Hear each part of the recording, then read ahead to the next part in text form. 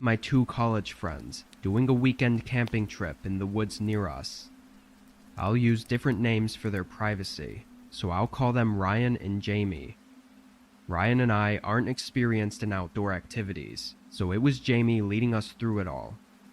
He had a small spot by the river that he led us to. It was a couple miles through the woods, but there was a huge field just on the edge of the river that we would set up camp at. When we got there, nobody else was there. We set everything up right in the middle of the field, between the woods and the river, then brought out the beers and sat around a campfire. A little while after getting there, I happened to see some people out by the tree line. They looked like hunters, having dirty clothes and backpacks, like they were blending into the woods, but I didn't see any rifles. They were pretty far though, so maybe I just couldn't see them. I pointed them out to my friends, but Jamie had a puzzled look. He said hunting in these woods was illegal, and it wasn't even hunting season anyway. He seemed really concerned that they were out here. Ryan joked that he was taking it too seriously, and we went back to our random conversations. A few more hours later, we agreed to call it a night. The sun had been down for a while at this point, and the hike had really worn us out. We all went into our tents, but not being used to it, I found it really hard to fall asleep. Something about being out in the open, in a tiny tent, and laying on a thin blow-up mattress just had me feeling off. I must have laid there for a whole 2 hours, and at that point, I was just hoping I could at least get a few hours of sleep. But then something instantly made me wide awake. Footsteps coming toward our tents. At first I thought it had to be Ryan or Jamie, probably coming back from using the bathroom, but I swear I would have heard them unzipping their tent and walking out. Only a few seconds later though, I realized there were more than just one set of footsteps. There were 2 or 3, maybe even more, all walking in a line. I looked at the thin wall of my tent, thinking I should be able to see their lights coming toward us, but there weren't any lights at all. Surely whoever was out there had to have seen our tents set up in the middle of an open field, and nobody in their right mind would just walk past us like this. I didn't know what to do though. I just pretended to be asleep, quietly listening to them getting closer. The line of people came probably just a few feet from us, walking right past our tents. As soon as they were far enough away, I quietly unzipped my tent and looked out. Just when I did, Ryan unzipped his tent too. We both looked at each other with alarmed faces, then looked out at the group. They were barely visible, but definitely still walking away. I slipped out of my tent and opened Jamie's, waking him up. Both of us explained what happened, and surprisingly, he seemed even more horrified than either of us, likely because he'd been camping plenty of times and knew how odd this was. We started packing up our stuff, feeling way too uneasy to stay the rest of the night. While packing, Jamie suddenly told us with a shaky voice to hurry. We looked up at him, then followed his gaze. In the tree line, the group of what now looks like 5 or 6 people were standing and looking over at us. My adrenaline was pumping now, and I shoved everything into my bag, and we all sprinted for the trail. We left our lights off to hopefully not be seen, so the rest of the walk we were barely able to see anything. Luckily we made it back, but what that group is doing out there is unknown. Based on everything though, I don't think our encounter with them was any sort of accident.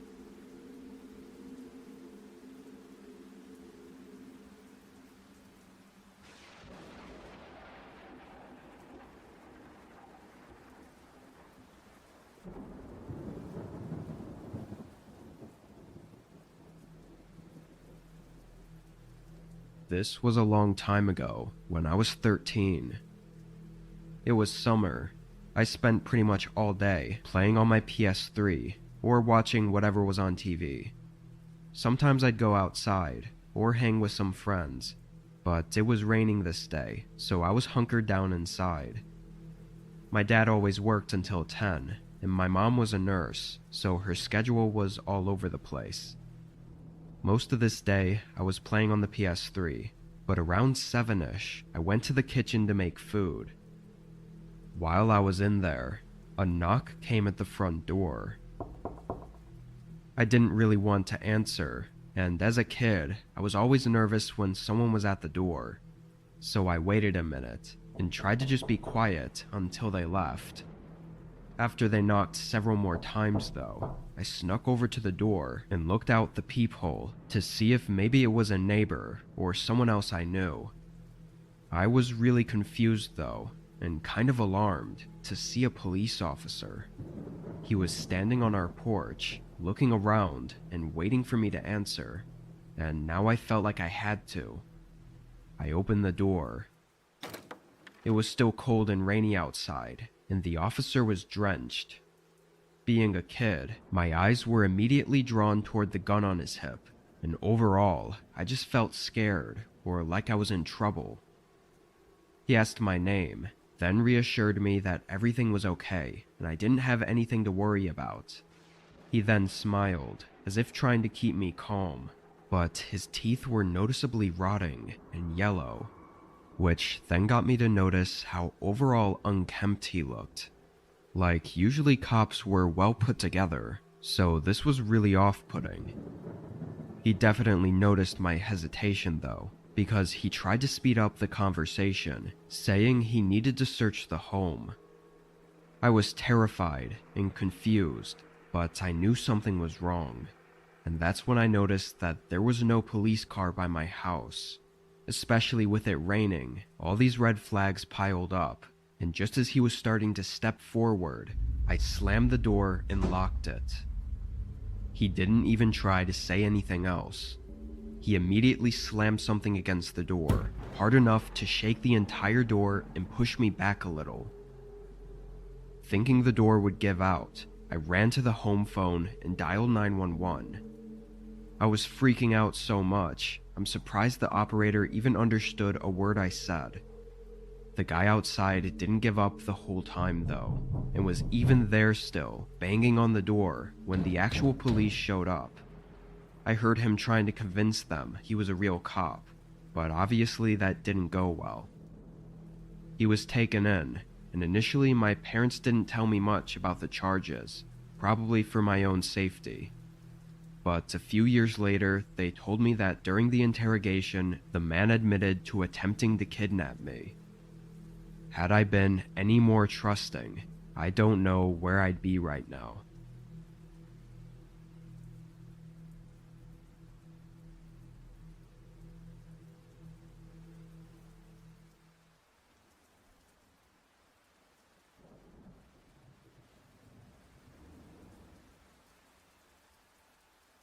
I work at a gas station. I'd been there for several years, and this night was one that I assumed would be like all the rest. I came in at 8 and took over for the day worker, who went home right away. The first couple hours went by quickly, as there were still customers coming in regularly to buy a few things or to pay for gas with cash. Between 11 and 12, it slowed down, to where it began feeling like the shift was dragging on. I kept myself busy for another hour, or at least tried to, with stocking whatever I could find, but then I was left with the dreaded second half of my shift. It was always slow, boring, and just not enjoyable. Around 1 though, a car pulled in and parked in the spaces by the entrance door. A few other cars had come through recently, but just to get gas real quick. Very rarely would someone actually park in the spots and come into the store this late into the night. I stood up straight and tried to rub the tired look off my face, expecting them to come in. A couple minutes went by though, and they didn't. I leaned over the counter and looked out the glass door, but couldn't really see anything. The reflections on the door were blocking any way for me to see inside their car. Maybe they were just taking a break from a long drive. I didn't bother caring too much about it. I sat back and pulled up my phone. I spaced out, reading through random articles and whatnot for probably 20 or so minutes. During that time, I never heard anything or saw anything, but eventually I looked up from my phone and my heart almost stopped. There was a guy inside the store, standing in one of the aisles and looking right at me. His eyes darted away as soon as I saw him. This guy looked like he was mid-40, with a dark jacket on and a scruffy beard. I never saw or heard him enter, so how the hell did he get in? While my mind was racing, I just watched as the man kept walking around, glancing over at me a few times to see if I was looking, like he was planning to do something as soon as I looked away. Then, after just 30 seconds, he suddenly hurried toward the front door and ran outside. I got up and ran to look out. This was when I noticed the car was still there, but the guy walked right past it and just out to the road until I could no longer see him. I immediately went to the cameras to see how he got in and figure out what was going on. It only took me a minute to find the footage of him slowly and quietly getting out of the car, then going to the back of the gas station. There were no cameras back there, but those doors were never locked since the gas station was technically always open anyway. What's really odd is that there were 15 minutes between the time he went around to the back to the time he walked out onto the sales floor. Police came to help me investigate, ultimately finding the car he left to have been a stolen vehicle from months ago. They didn't know anything about the guy or his motives. Sneaking around though, he clearly had something else intended for that night, and I think I was really lucky that for one reason or another, he decided not to go through with it.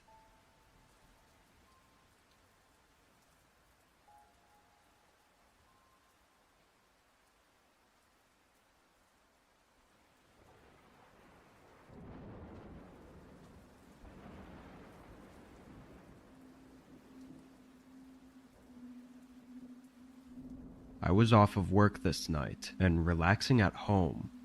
My roommate was out of town for a couple of days visiting his parents, and I was somewhat of a night owl, so I enjoyed staying up late. It was around 12, and I was sipping on a beer while watching TV when a faint sound came from above me. At first, I didn't even process it, like my body just ignored it.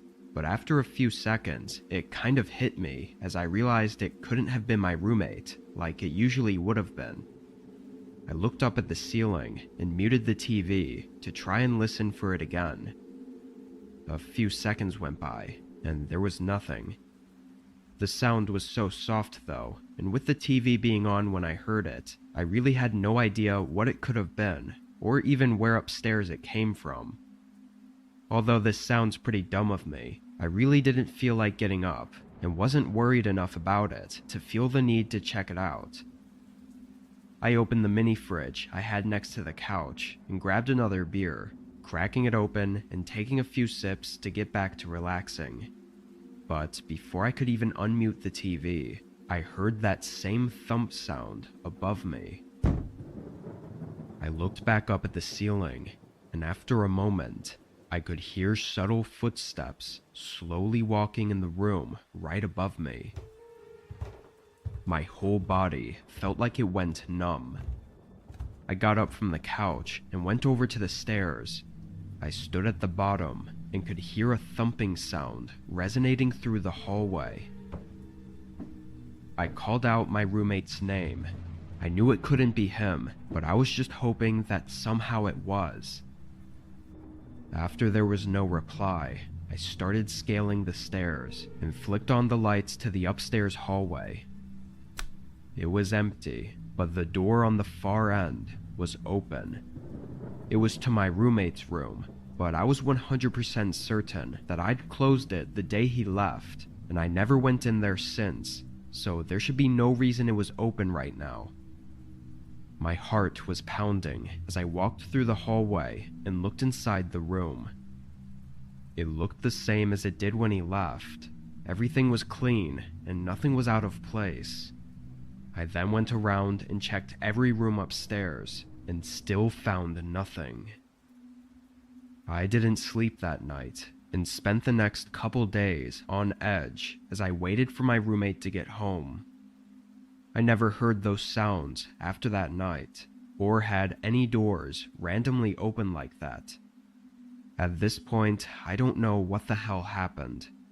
Maybe someone found a way in and out without me knowing, or maybe it was something else. To this day, I still don't know.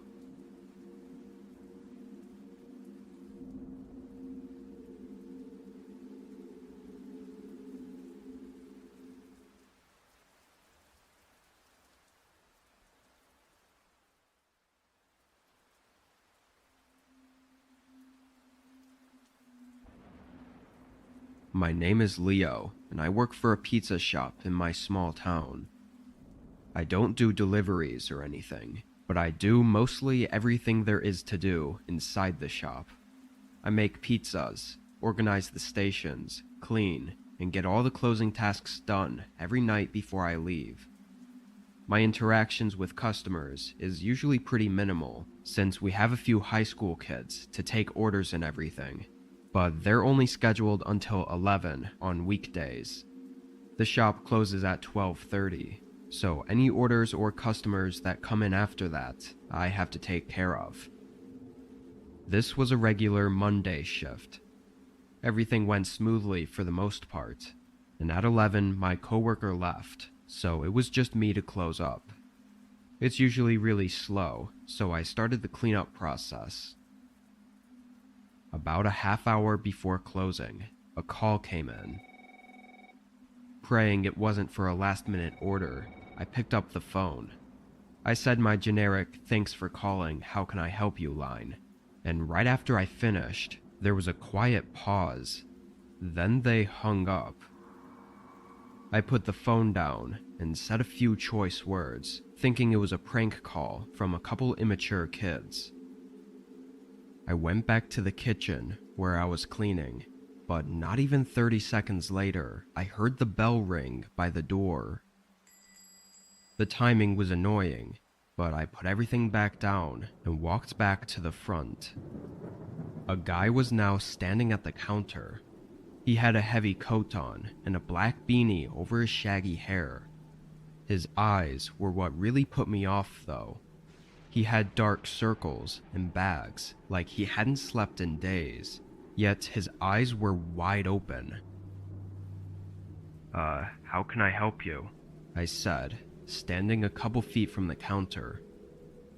"I'd like to place an order right now." The way he said it was odd, and it very obviously told me that something was wrong with him. I said okay and asked what he wanted, but it almost seemed like he wasn't expecting me to say that. His eyes just continued to hold this disturbing stare at me as he struggled to respond. I looked away out of uncomfort, but my eyes fell on his hand that was partially out of his jacket pocket. He was holding a knife, like a typical kitchen knife. I think he was trying to hide it, but I could see the handle in his hand, and part of the blade was sticking out of his pocket. I felt my stomach drop and blood rush from my face, almost like I was gonna faint.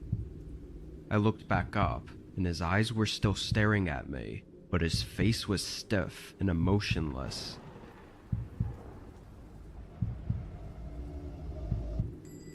The sound of the door opening made both of us jump, and both of us looked over.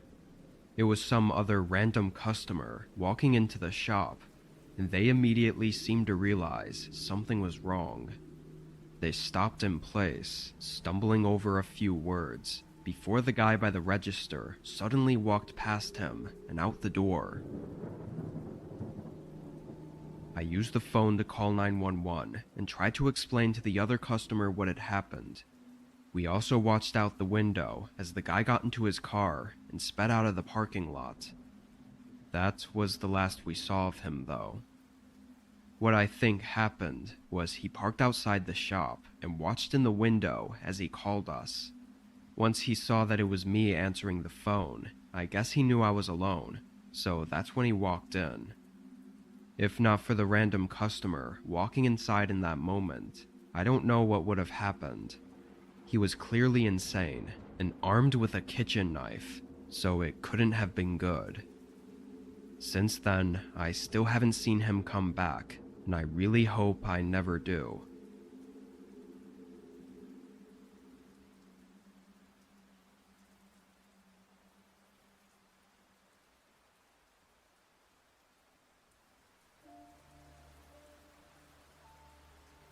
I was 17 and living in my parents' basement. It wasn't a trashy basement or anything. It was probably similar to what would be considered an in-law suite. My parents traveled for work all the time, so I usually wouldn't be in the basement unless I was sleeping in the bedroom down there, or playing video games, or whatever. This was during one of my parents' work trips. I was alone for a whole week. This night was a Saturday, so I didn't have school, or really anything to do. I knew it was supposed to storm later in the day though, so before it was too late, I took my parents' car out to the store and got some food to make.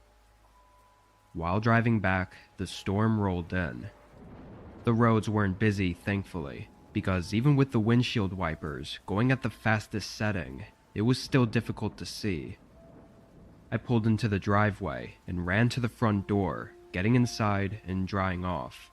I then went straight to the kitchen and turned on the oven so I could make dinner. But almost right away, I heard something below me. It sounded like something falling over in the basement, like maybe a box or something. My first thought was that there might be a leak down there, and I got really worried about a possible flood. So I quickly went to the basement. I opened the door and flicked on the light, and as I walked down the steps, I didn't hear anything. No running water or any other sounds, and when I got to the bottom, everything looked okay. I walked through the main area, where I had a small couch and TV set up, and then I went to the storage room. This was the only unfinished part of the basement, where we just stored a bunch of boxes and stuff. I opened the door and looked in. At first, it all looked normal, and I was actually really confused at what I could have heard.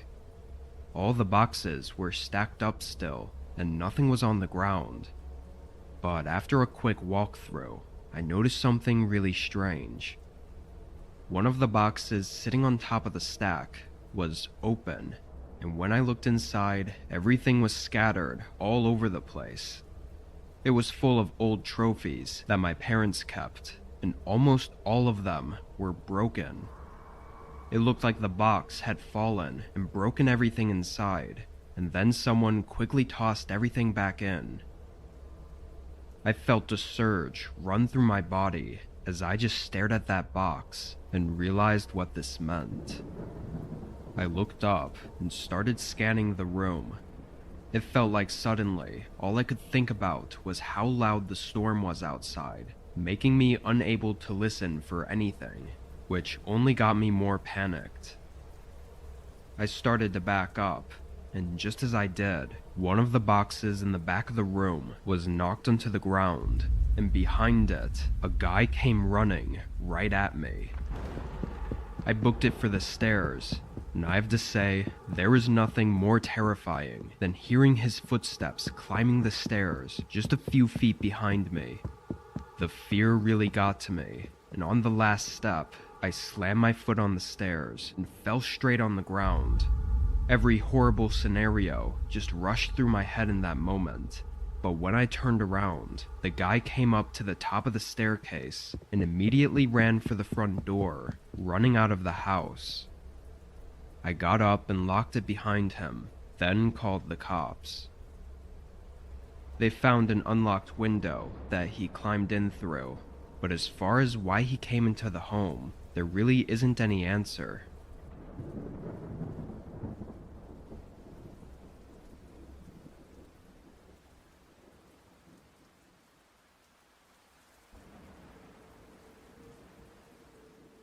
I was getting out of work late due to a recent security issue at our company that had everyone working overtime. I would usually take the train to and from work, but since I knew I'd be out past the train's running hours, I had to drive. It was nearly an hour to get home. As I was getting out of the city though, I saw that my gas was almost empty. I didn't remember it being this low before work, but I could have been too tired to have even noticed it. I knew there was a gas station by my house though, so I was just gonna fill it up there. But 10 minutes later, an alert came up on my dashboard that I was extremely low on fuel. It had gone down way more than it should have in such a short time, and within a minute, my car was stuttering and barely running. I pulled over, and just as I put it in park, the engine cut out. I tried to start it again, but it didn't budge. I was both worried and frustrated, like how the hell was this even happening? I took out my flashlight from the glove compartment and got out. The issue took less than 5 seconds to find. There was gas clearly leaking. I had no idea how this could even have happened, since everything was fine earlier. But before I could do much thinking, a truck pulled up behind me. Their headlights were off, and they parked unnervingly quickly, like there was no hesitation. I stood up and looked at their windshield, seeing a couple figures moving around in there. "I'm okay, guys. Don't need any help," I called out, but they didn't pay any attention. They kept moving around until one of the doors opened. A guy got out, while the other, or others, stayed in the truck. Ironically, he asked if I needed help as he started walking toward me. The way he said it was weird though, with a smirk and a strange tone to his voice. Again, I said I didn't need anything. He kept walking though, until he was right in front of me, standing uncomfortably close. "Why don't I give you a ride home? It's the least I could do," he said, giving a creepy, forced smile. I declined his offer and quickly got into my car. Disturbingly, he stood there for a while, like an entire minute, just looking at me through the window and not saying anything. I just looked forward and called the police for help with my car. But the whole time, I could see him in the corner of my eye, standing right outside my window and just staring at me. During the phone call though, he walked back to his truck. I watched in the mirror as he got in, then slowly drove past me. We made eye contact as he passed by, and for a brief moment, I saw someone in his back seat. They were pressed up against the window, with wide open eyes, and although I couldn't get a good look at them, I knew something was wrong. I don't think that person was inside that truck willingly. When he drove off though, the license plate was missing. Police showed up and I told them everything. There was a bit of an investigation where they found my gas tank was stabbed purposefully by someone.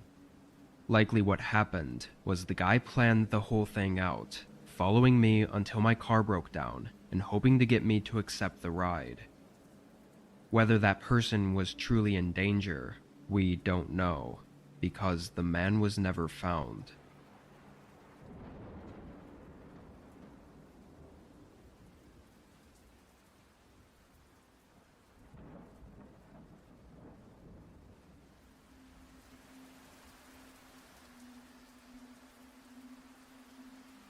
I was in Washington State, spending several days backpacking through the national parks. I was already about 20 miles out from the nearest road, and for the first 2 days, I hadn't run into a single person. It was the beginning of fall, so the weather was a bit colder than most people would be okay with, but I had all the necessary equipment. Anyway, in the morning, I got up and made a quick coffee over my pocket stove, then headed out to the next campsite. It was 6 miles out, which in the mountains is a pretty far hike. 4 hours into this walk, though, I suddenly heard footsteps ahead of me. I looked up and saw a man walking along the trail, going the opposite way as me. I wasn't really expecting to see anyone, but I smiled and nodded as he passed by. But I noticed something really strange. He had no backpack, no water bottle, literally nothing. He was just wearing a long-sleeve t-shirt and some old hiking pants. I even turned around to get another look at him because I was so confused. When I did, though, he happened to also glance back at me, so to keep things from being weird, I just turned back around and continued walking. After getting some distance, I kind of forgot about it.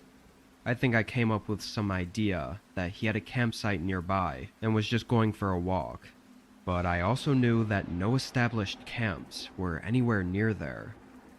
Whatever the case, I didn't find it worth thinking on too much. The next several hours were difficult, but eventually I made it to my campsite. It was empty, with just one small spot for my tent to go on. It wasn't as great as I was hoping, though. The view was supposed to be a lot better, but from the actual campsite, there wasn't really any view at all. It was kind of covered up by all the trees. The whole campsite really just felt like it was in the middle of a forest, rather than on a mountain top. I was rightfully exhausted, though, and went straight away to setting up my tent, and then relaxing while watching the sunset. As I sat there, I randomly heard a shuffling sound behind me. I turned and was completely stunned to see that same man I'd run into earlier. He still had no backpack or anything, but even more confusing was why he was at this campsite. He was walking in the complete opposite direction when I last saw him, and for him to get here now, he must have turned around pretty soon after running into me. As he walked up to the campsite, he didn't look at me, like he was purposefully pretending that I wasn't there, or that he couldn't see me. He went up to the other side of this small area we were in, and he sat down. No tent, no sleeping bag, no anything. Just sitting on the dirt and looking out into the forest. He was only 15 or so feet from me, but with him looking away, I was able to get a much better look at him. The man looked like he was in his late 30s and had a short scruffy beard with short brown hair. I couldn't help but feel really uneasy. Nothing about this was natural, and as the sun continued to set, it only made me feel even more unsafe. Who was this guy, and what the hell was he doing 25 miles out in the forest with no shelter or food or water? About 30 minutes passed, and he still didn't move. I decided, though, that I couldn't stay there. I had nowhere else to really go, but I figured I just had to find some random spot and make sure he didn't follow me. I began taking down my tent and packing up, and it was only then that the man looked over at me. And once he did, he never looked away. Every time I looked at him, he was staring right at me. Once I got everything stashed in my backpack, I saw in the corner of my eye that the man stood up. I began walking as fast as I could, hearing his footsteps following close behind me. I clutched my small knife tightly in my hands, unsure what was going to happen. After a minute, I looked back a few times, seeing him still following, but getting further away. Then I took a risk. I veered off the trail and into the woods. It was pitch black by now, so I hoped he didn't see me and would just keep walking. once I was maybe 20 feet into the woods, I leaned out behind a tree and waited. 30 seconds later, his footsteps came down the trail, but just as he was about to pass by, he stopped. I watched his figure in the dark, looking around as if he knew I wasn't on the trail anymore. Then he started yelling. He was trying to sound friendly, too, which made it even more disturbing. After 2 minutes, though, he stopped yelling, but instead of going back to the campsite, he walked straight into the woods on the other side of the trail. His figure disappeared, and the woods fell silent. I must have waited there for over an hour before finally getting up and making my way back. I forced my body to push through and skip the next campsite just to be safe. When I was back in town, I put in a report with the local police office. They never followed up with me, though. I don't know if that man was living out there, or was trying to rob or kidnap people, or maybe even both, but I'm lucky to have gotten away when I did.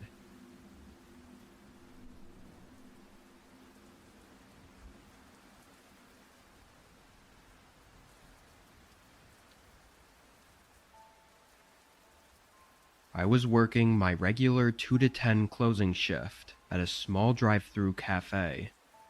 It's a really small place, with just 5 or so indoor seating tables, since most of our business is focused on the drive-through.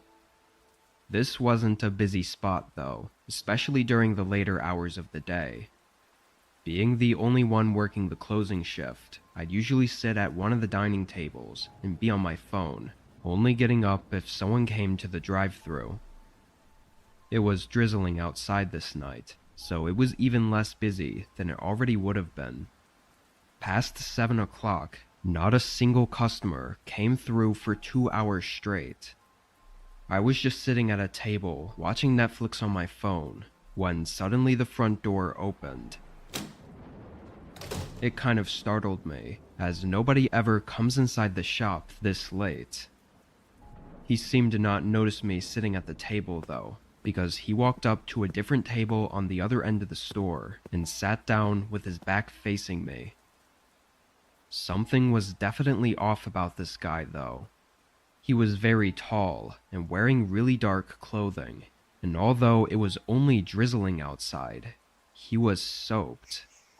Water was dripping from all over his clothes and onto the floor, and that got me thinking about how he even got here. No cars had pulled in, so he must have walked. Anyway, I stood up and walked over to the table, greeting him and asking what he wanted. He didn't smile or say hi back to me.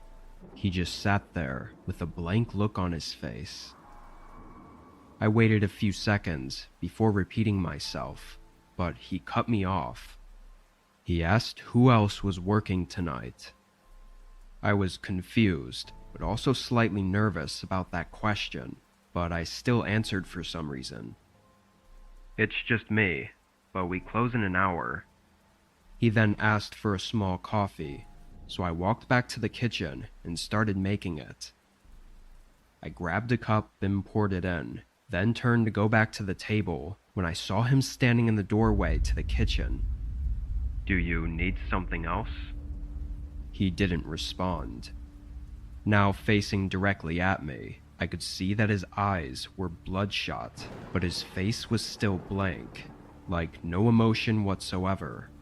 It made me really uneasy. "Put the drink down and come with me." He was demanding it, and he looked ready to force me if I didn't. This guy was way bigger than me, so I really had no choice. I moved slow, trying to think of any way out of this as I followed him. As we left the store though, he grabbed the back collar of my shirt and pushed me across the parking lot toward the road. On the other side of this empty road was a completely wooded area with no buildings or houses as far as I knew, and that's exactly where he was leading me. Just as we were about to cross the road, though, a single car came out and rolled past us. As it did, the man stopped, which forced me to stop, and both of us stared at the car and realized what it was. A police officer looking right back at us. I started screaming, and the guy immediately let go and sprinted across the road and into the woods. The officer pulled right into the parking lot and made sure I was okay, then called for backup. What's crazy is he wasn't even on his shift. He was actually heading home for the night and just happened to see us at the perfect time to save me. If he had even been 30 seconds earlier or later, I would have been dragged into those woods, unseen, and probably never made it out.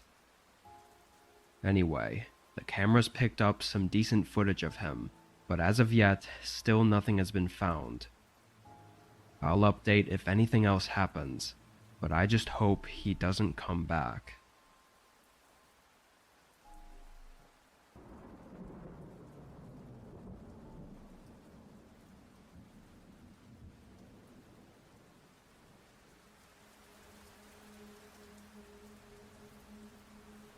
This was just over 2 years ago. My name is Jake, and before this I had no camping experience whatsoever. I really wanted to get into it though, and the only way to get into it is to go out and do it. So this was my first camping trip. I chose a campground 2 hours away from my city. It was one that seemed like it wouldn't be too crowded, but also I wouldn't be completely alone, which I thought would be ideal for my first time. I drove up there and arrived at the trailhead around noon, then hiked for another few hours before getting to the campground. There were a few park-style benches and a couple ground-mounted barbecue grills around the site. A few short trails split off and went to smaller campsites, where some other people had tents set up. I went down one of these trails and put my things down, then spent the next hour getting my tent set up correctly and making sure everything was working properly. By then, a few people were in the middle area, using the grills and chatting. I'm not a super social guy, so I didn't feel comfortable inserting myself into the group, but a half hour later, a guy walked down to where I was set up and invited me to hang with them. It was a nice gesture, and he seemed cool enough, so I went with it. I followed him up and met a few of the others that were camping here. Everyone was cool, so I hung around for another hour, but after that some people split ways. I said goodnight to everyone and headed back to my tent as well. It was probably around 7, so just an hour left of sunlight, when TJ, the guy from earlier, came walking back to my tent. For reference, he was around my age, like mid to late 20s. When he came over, he asked if I'd ever been to this area before. I said no, and then he asked if I knew about the lake that was nearby. I said no again, and he immediately started telling me about this amazing hidden lake that nobody knew about and how it was a super cool spot and that he was going to head there if I wanted to tag along. Again, it seemed like a friendly gesture, and honestly, I was super intrigued. I tossed my stuff back into my tent and left everything there, then followed him. He said it was a 10-ish minute walk through the woods, so we definitely had enough time before sunset. From the campsite, we followed this really thin footpath through the trees. It wasn't a defined trail at all, but it looked like it had at least been used a few times before. 10 minutes passed though, and there was no lake in sight. TJ also got weirdly quiet. Before he was very talkative and charismatic, and now he was suddenly giving one-word responses. He also kept looking out at the sunset, and while he could have just been trying to make sure we had time, something in me felt like he was doing the opposite. Like he was waiting for the sun to go down.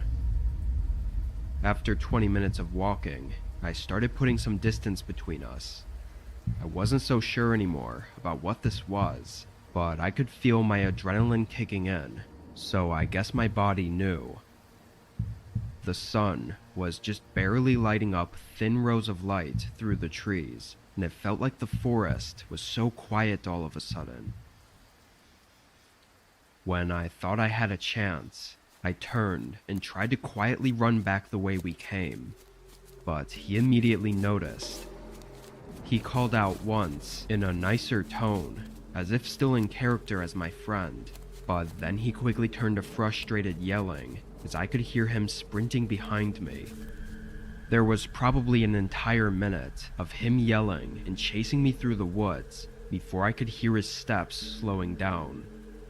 Then I heard a loud metallic thump right behind me. I looked back for a split second, seeing what looked like a knife ricocheting off a tree a few feet from me. I guess it was his last-ditch effort to stop me. After that, I lost him. I got back to the others and tried to tell them what happened, and one of them called the police for me. TJ, or whoever he was, never came back. In fact, everyone said he was already at the campsite when they got there, and after a bit of looking, he didn't even have a tent anywhere. He probably targeted me though, because I was alone, and he knew I hadn't had much hiking or camping experience. Thankfully, I didn't have to find out what he had intended for that night though, because if I had, I probably wouldn't be here.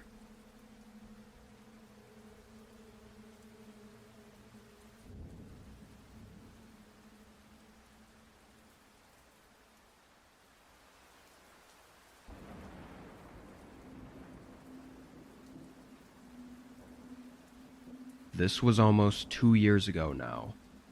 I was doing what I thought was going to be a regular vacation to where my parents live. I had rented an Airbnb for the first time, so I was really excited. The house was on a large plot of land and was very spacious and quiet. I lived in the city, so this was like luxury to me. I set everything in the room and pretty much left right away to see my family. I spent the whole afternoon with them before heading back to the Airbnb and making a quick snack, then hopping on the couch to watch a movie for the night. It was like 10 or 11, so pretty late, but in the middle of the movie, I heard someone walking outside the house. There was no mistaking that sound, and it just completely threw me off guard. I paused the movie and got up, quickly walking to the back of the house and looking out the back door. It was obviously dark out, but a guy was walking away from the house and toward the trees that were behind it. What's really creepy is that I never heard his footsteps approaching.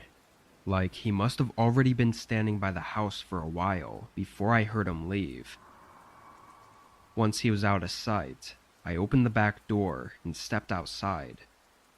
The back patio was empty, but along the house, there were clear shoe prints in the grass. I followed them, leading up to one of the windows, and when I looked through it, there was a direct line of sight to the couch I was sitting on. I got chills just thinking about that man staring into the house at me without me knowing. I quickly went back inside and covered up all the windows. For the next half hour, I sat in the living room and continued the movie with the volume on low. That way I could focus on listening if he came back. I didn't hear anything, though. Once the movie was finished, I knew I had to get to bed, so I went back up to the window to do one last look to make sure everything was okay. I moved the curtains and saw nothing, but heard footsteps sprinting away from right outside the window. I hesitated before looking out and seeing that same guy running into the tree line. I immediately got my phone and called the police. Of course, by then, he was too far for them to find him, or even really search. However, while we were looking around the house, I noticed that my suitcase in the bedroom was open. It had clearly been searched through, and a few things were even missing. This probably happened while I was with my family, and the guy could have even been still in the house when I came back, only to sneak out of a window before I saw him. Why he came back afterward is what really disturbs me though. If I hadn't caught him watching me, there's a chance I would have gone right to bed, with him waiting right outside the window.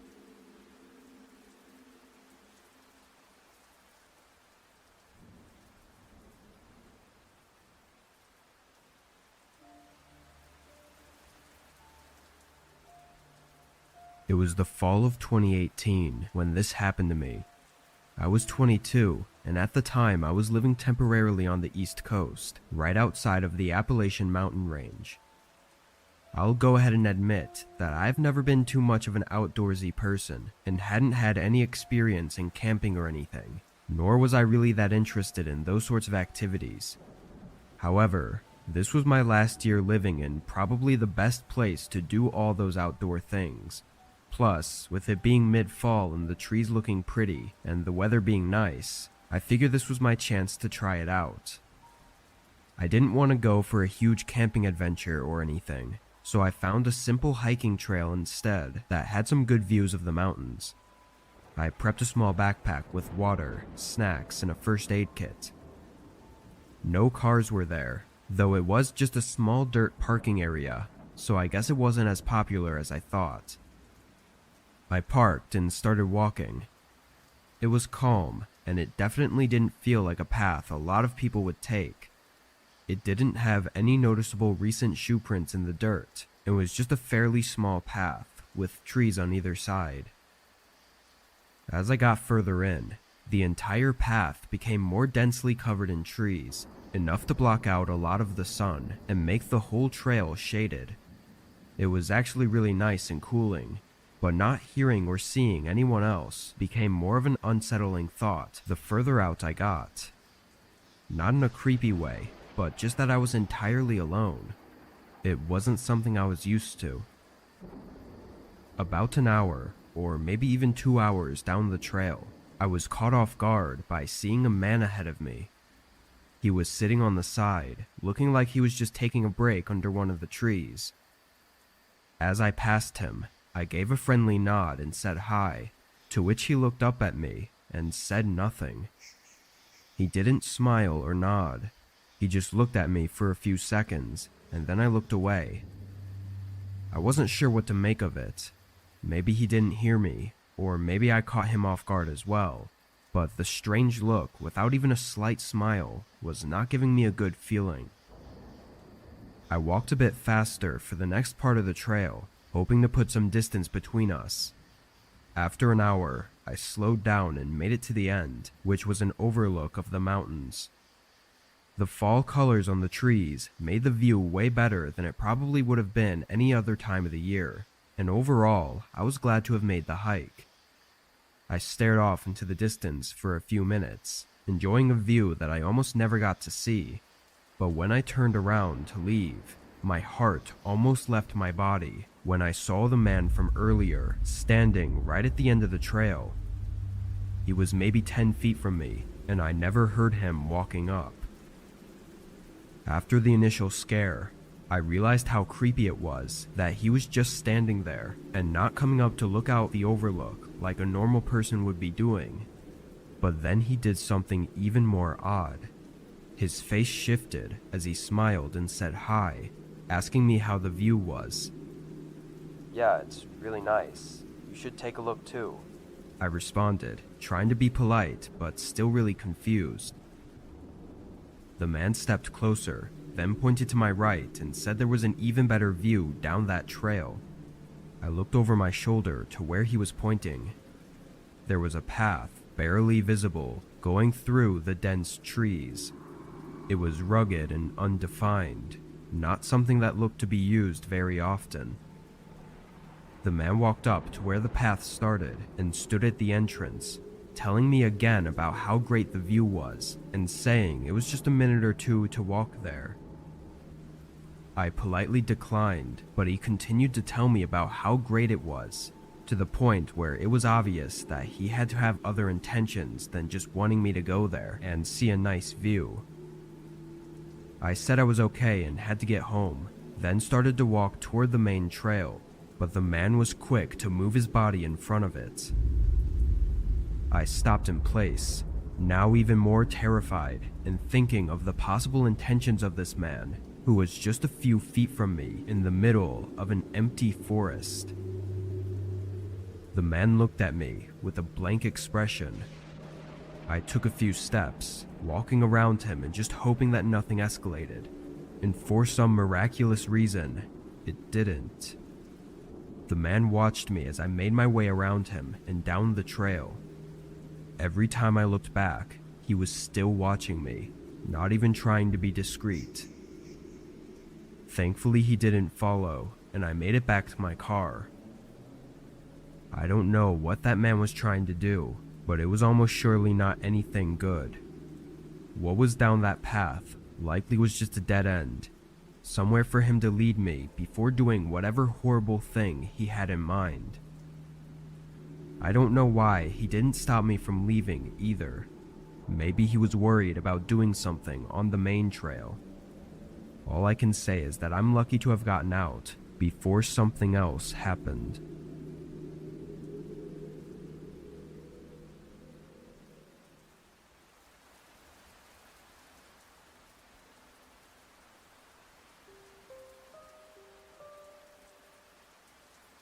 I was 16 last year, and me and my friend Leon were hanging out a few days before Halloween, talking about what we wanted to do.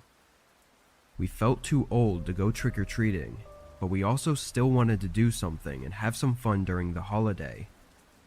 We thought up a few ideas, most being quickly discarded, but then I thought of something different.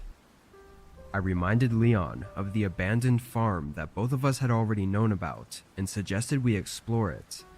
It would be creepy and thrilling, which was exactly what we wanted for Halloween. Also, compared to our other ideas, this one was the best by a long shot.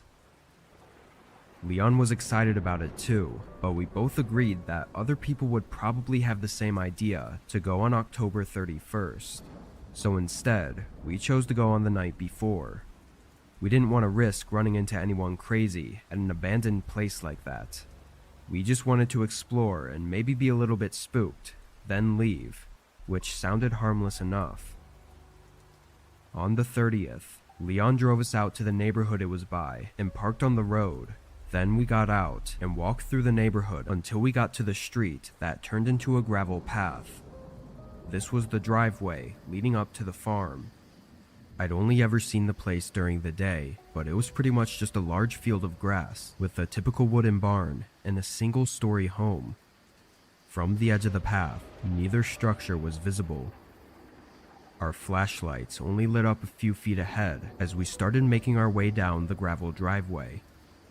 Once we started to get closer, we could see the outline of the barn on the left side and the house further back at the end of the driveway. We were more interested in the house, figuring the barn was probably completely empty and not very exciting. We kept walking and got to a clearing of the tall grass.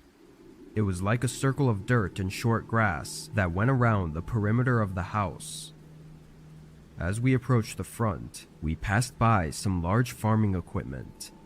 I don't know what they were, just some sort of old tractor-looking things that had been left out for years.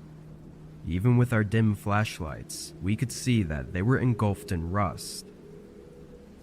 When we got up to the porch, it looked like the door had been replaced by a solid wooden board.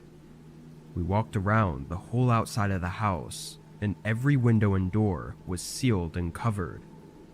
Disappointed, we went back to the front of the house and tried to think of something else. As we stood there, we saw the path going up to the barn. It wasn't an actual path, it was more of just a line of flattened grass. With nothing else to do, we started heading for the barn. Something felt different as we approached it, compared to when we approached the house. It was just an uneasy feeling that grew as we got closer. When we reached it, the large door was already wide open. I walked in first, and Leon followed behind, both shining our flashlights around as we entered. It only took a couple seconds for a horrid smell to hit us, though it was a barn, so it wasn't exactly surprising. But then we noticed something else. There were footprints all over the ground, but not what you'd expect from other kids exploring the place. They all went in a line, back and forth from a single point on the other side of the barn. I saw in Leon's eyes that he was just as freaked out as I was, but that was the goal of going there in the first place. We slowly walked in line with the footprints, leading to a wooden cellar hatch that was blended in with the floor. The only noticeable thing, other than the clear footsteps going up to it, was a shiny new padlock that held the hatch shut. Before we could really think about it, a sudden thud shook the whole barn. We turned around, seeing the door had been shut behind us. Leon sprinted over and shoved the door back open, and both of us looked around but didn't see anyone. Now terrified, we sprinted straight through the tall grass back to the gravel driveway, then booked it to the neighborhood where the car was. We definitely got the scare we were looking for, but maybe even too much so. Neither of us ever tried to figure out what really happened that night, but a couple months later, we saw that the whole house and barn had been blocked off. We tried to look up why, but there was no word publicly about it. What was going on there remains a mystery, but I think if we had stayed to find out, we may have never left.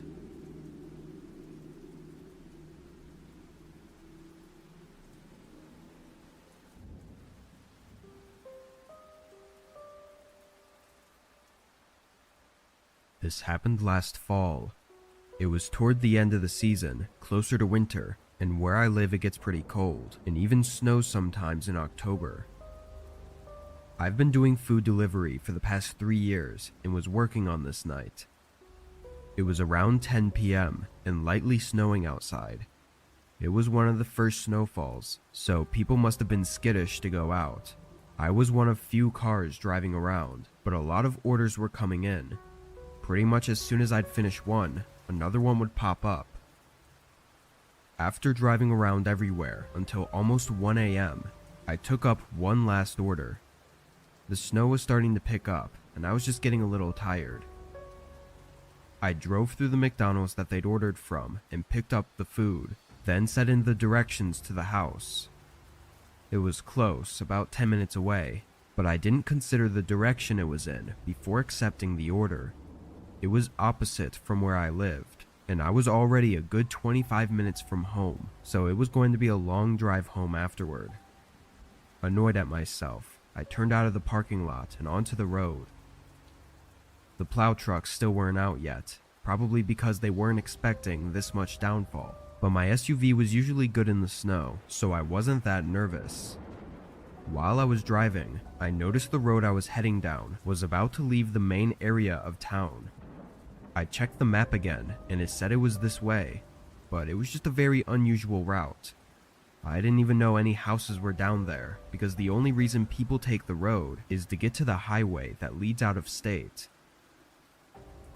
I went down for a few minutes, seeing only streetlights and trees, until I came up to the turn. It was a single small street leading off the road. I slowed down, being more careful since this street was smaller and had trees lined up right beside it, so sliding off would make a really terrible night. As I made my way down, I saw a few long driveways leading to faint lights in the trees far out. Before I reached the driveway I was to turn down, it looked like all the others. I slowly drove through the driveway until I made it to the house. It was medium-sized and older, completely covered in snow. Nothing looked too notable about it. Really, the only interesting thing was that it was out here in the middle of some forest. I parked out front and got the bag, then started walking up to the door. The snow was thicker than I would have liked, soaking my shoes and even the lower legs of my pants. When I got up to the porch, I knocked and started to set the bag down, but almost immediately, the door swung open.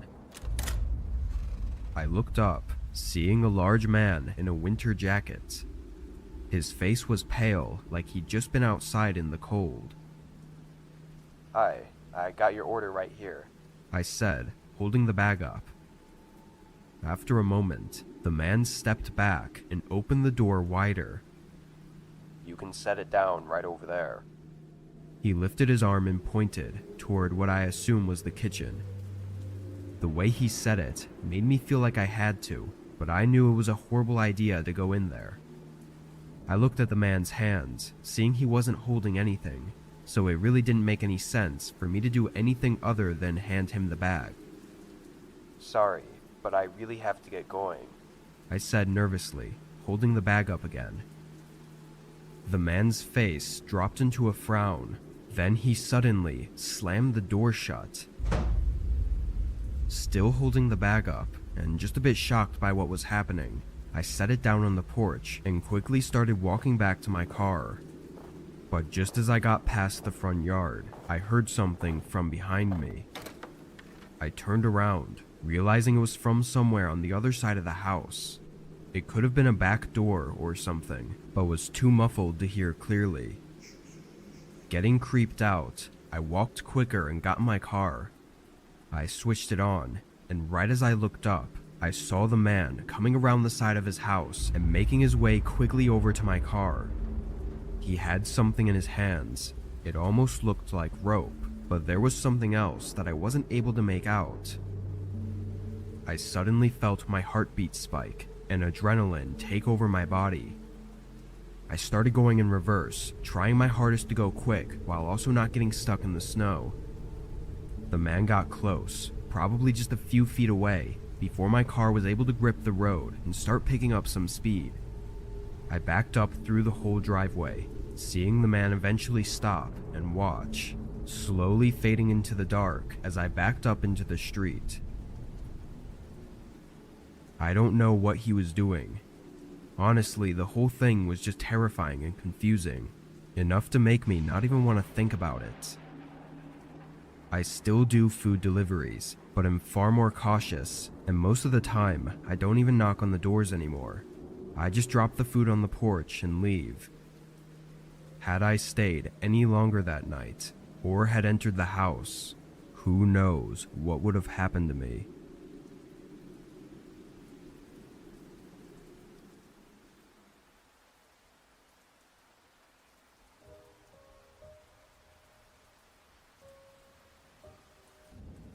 This happened several years ago, in early October. I had 2 weeks off work and had taken a trip down to a cabin in the hills outside of my city. It was an Airbnb that was far out, which was perfect because I wanted to spend a few days camping as well. I drove 2 hours to the cabin and got there in the afternoon. It was really nice and quiet. No other cabins or buildings were in sight. It was just the woods going all around. I set my things inside and looked through the rooms, but it was nothing special. It had a very cozy, old-fashioned feel to it. Not something I was a huge fan of, but it was a nice change of environment for a vacation.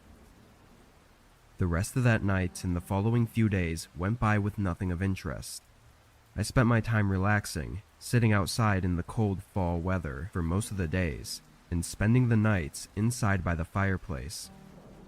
It was on the 5th day, though, that I set out with my camping gear. I wasn't sure how long exactly I was going to camp for, but planned for 2 to 3 nights. There were a couple trails nearby that I was aware of from planning ahead, but only one of them actually connected to the cabin.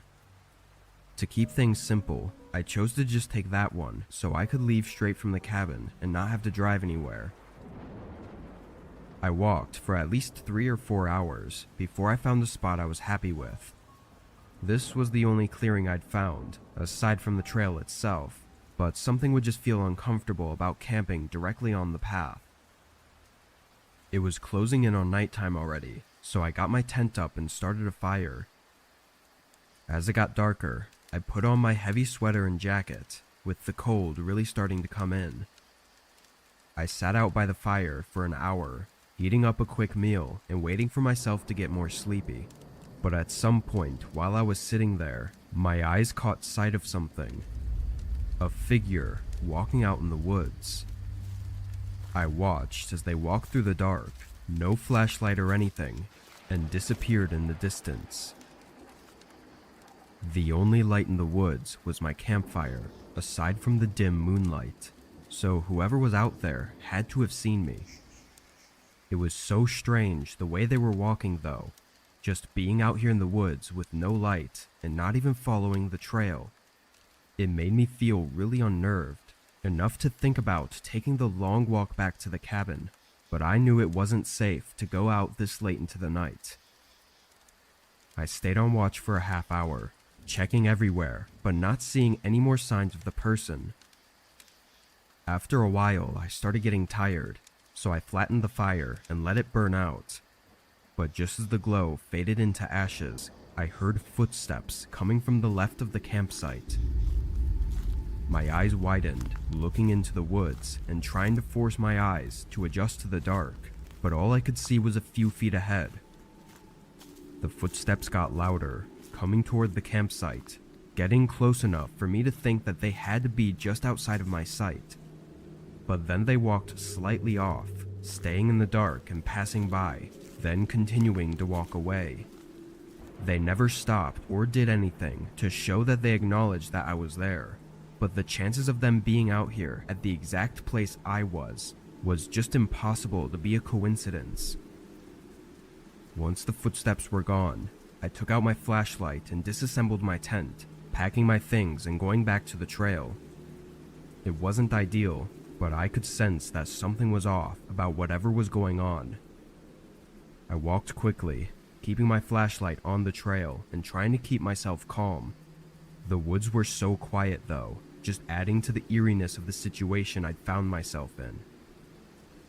Although I had my doubts, I made it back to the cabin.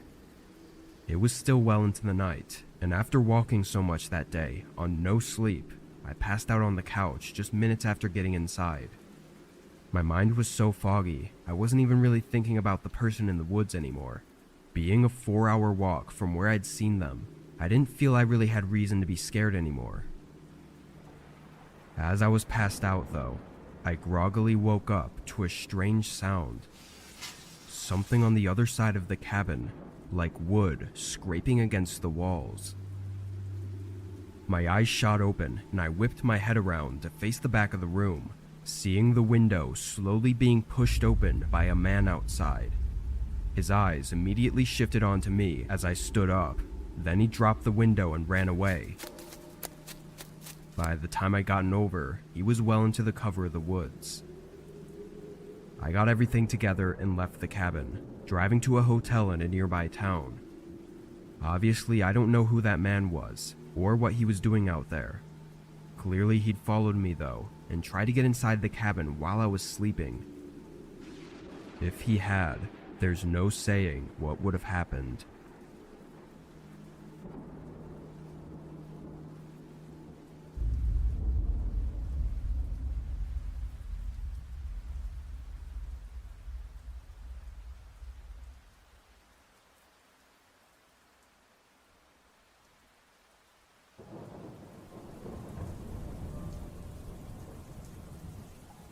It was a couple days before Halloween. I actually had the next few days off, so after I got off work, I was looking forward to staying up late and enjoying the night.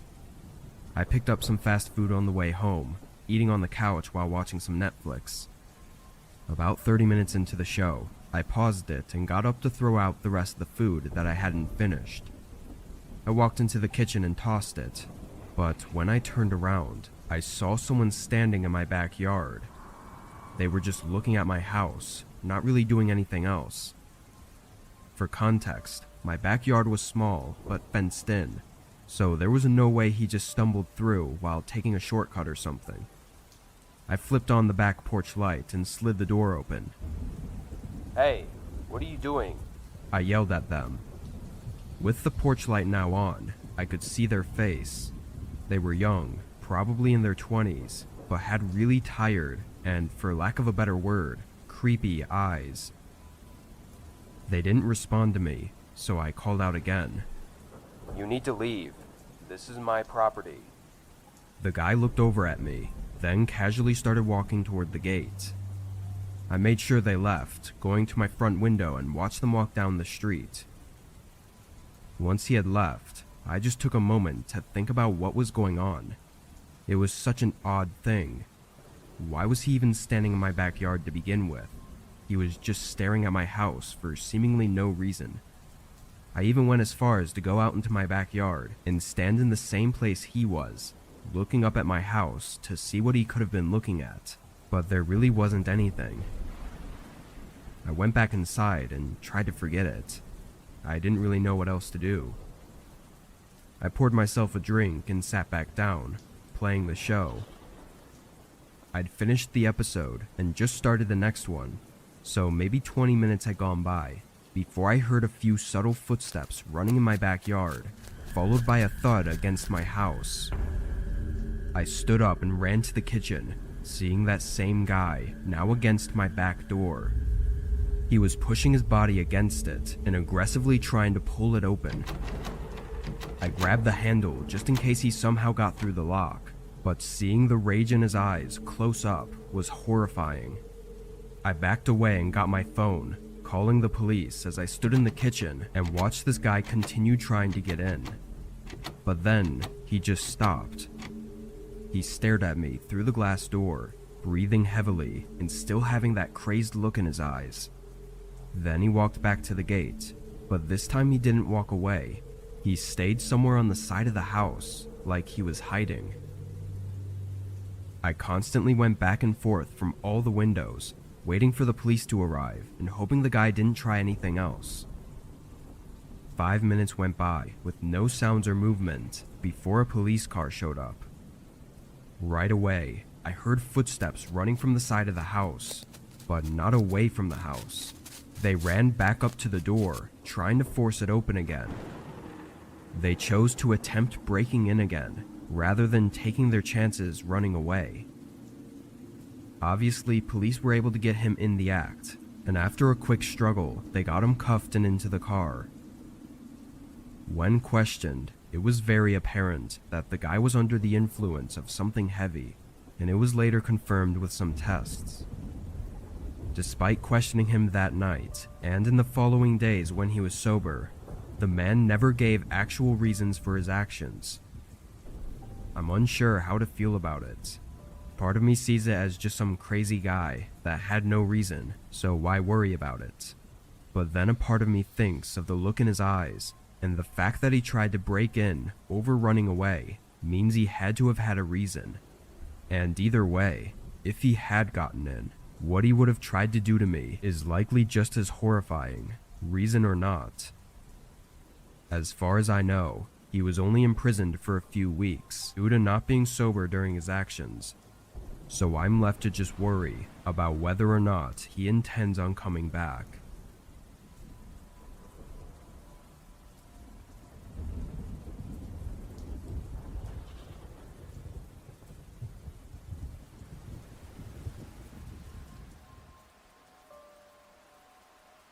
Two years ago, I lived with my younger brother on the East Coast.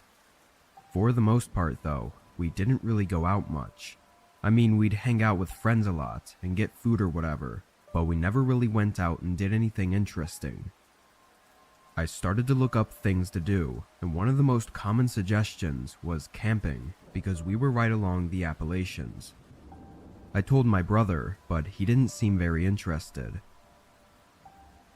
A couple days later, I went out and bought a few things, like a small tent and some safety tools, then packed up one of my old backpacks and drove out to a nearby trail. Yes, I was really inexperienced, and going camping alone was not a good idea, but I'd only planned to be out for one night, so I figured even if there was a problem, it wouldn't be so bad. After an hour of driving, I got to the trail. No other cars were parked, and I didn't see any other people. I got out and put on my backpack, then walked to the trailhead. It was thin and not a really well-made path, but was good enough. I don't think it was a popular trail. I just found it by scrolling through a huge list and choosing one that wasn't too long. As I hiked down though, it became more and more clear how little used this trail was. Bushes were overgrown and blocking the way, and even in some portions, the grass had grown in and made it really hard to tell what was the trail and what wasn't. But after an hour, I made it to the end. After seeing the trail, it was about what I'd expected the camping ground to be. It was small and mostly overgrown, but there was something I noticed right away that caught my attention. A pile of logs on the other side of the camping ground. I walked up to it and saw that flakes of charred wood were blowing off in the wind, so it had to have been used recently, maybe even the night before. I looked around again, not seeing any tents or signs of someone being here though. Unsure about it, I went to the other end and put my things down, then got to work on the tent.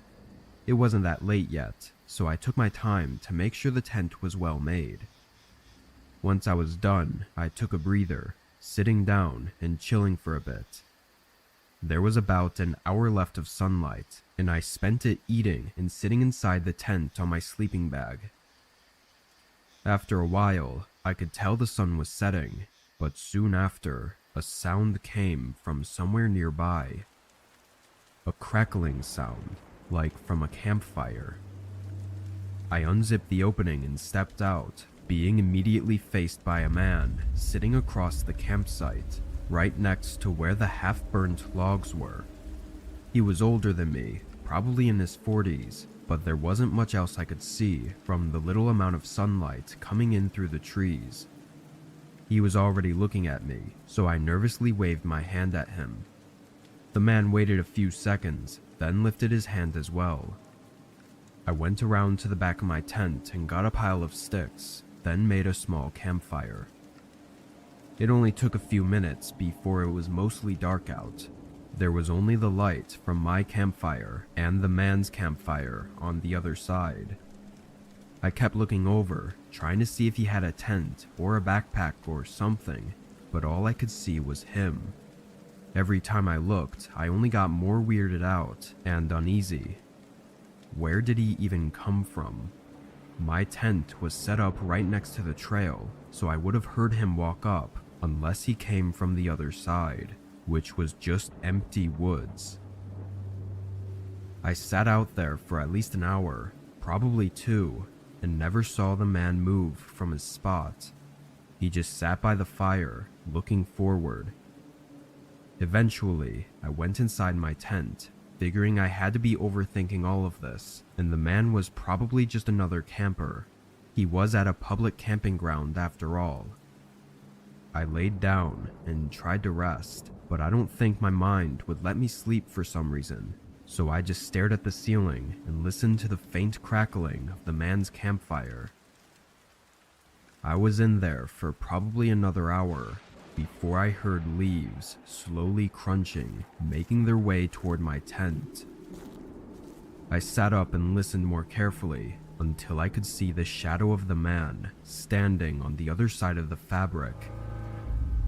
My whole body froze, watching him just stand there for a moment, not moving, not speaking.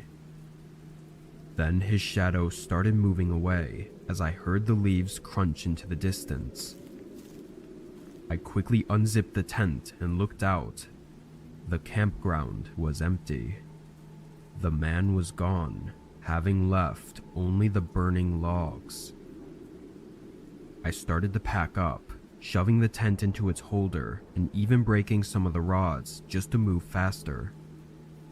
I left without ever seeing the man come back. As for what happened out there, or what was going to happen, I really don't know.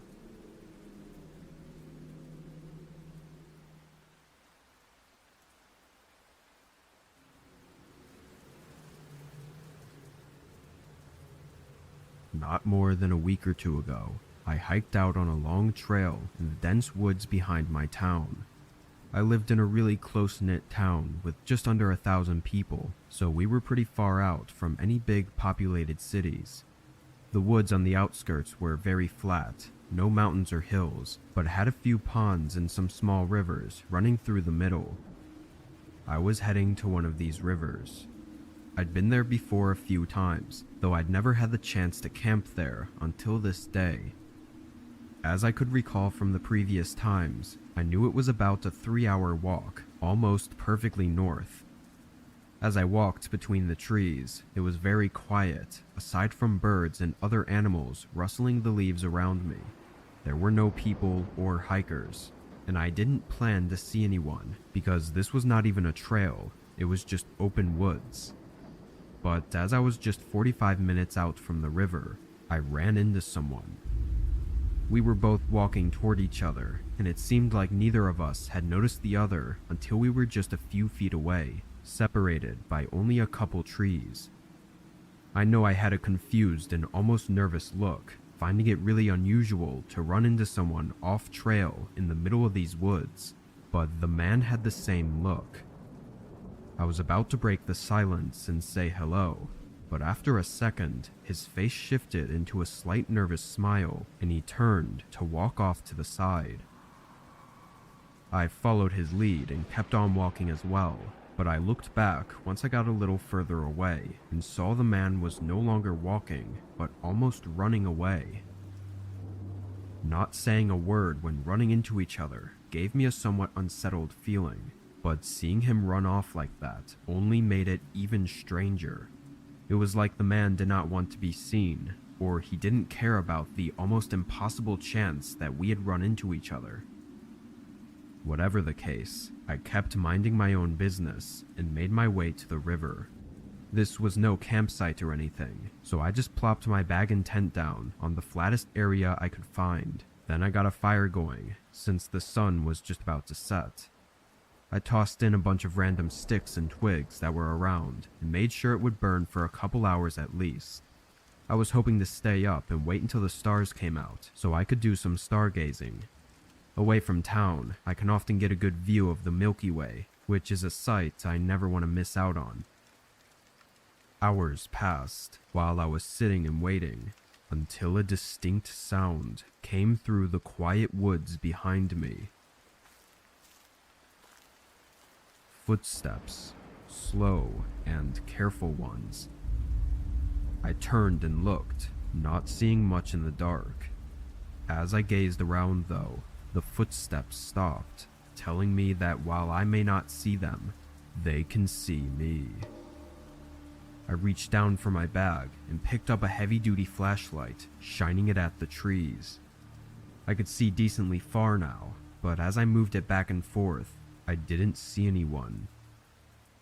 I felt my heart rate increasing a bit as the unsettling feeling came over me again. Anyone out there? I tried again. Hello? Not even the sound of another footstep. After a moment of contemplation, I started to walk toward where I'd heard the sound from. I thought maybe there was a chance I was mistaken, but I needed to be sure.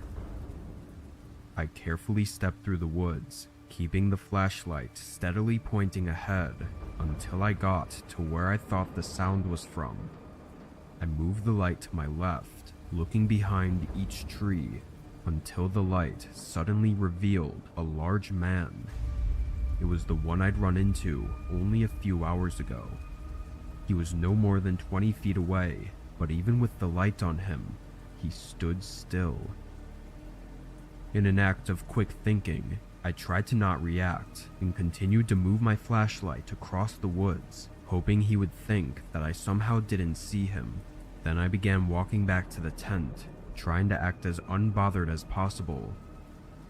I picked up my bag and looked around once more, before quickly leaving my tent and campfire behind and walking into the woods along the riverside. Once I felt I'd made enough distance, I sprinted as far as I could until I was without a doubt away from that man. I found a spot to rest at and sat there awake until sunrise. I don't think I was followed, as I was able to make it out without ever hearing or seeing that man again. I'm not sure why he was out there, or why he had shown up and hid by my campsite, but I never went back to retrieve my tent, in fear that I might find out.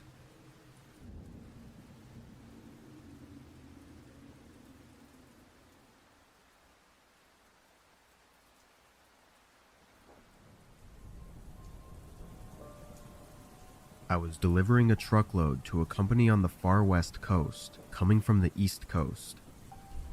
The route across the country is one I've taken many times before, being a truck driver for almost 20 years. It's always the same every time I make one of these drives. Same roads, same truck stops, and same everything. Over these 20 years though, I've never really had anything crazy happen. I've had a few odd scenarios, but they'd never amounted to anything. So when I was driving this route again, I had no worries in my mind. It was just another day on the job. About 20 hours into the route, a storm started coming over and slowing down my driving. It was late too, so by then I was already looking for the next truck stop to sleep at. As I drove though, a very sudden light appeared behind me. The road I was on was flat and straight, so I would have seen them coming in my mirror, but it was all of a sudden that they were right behind me.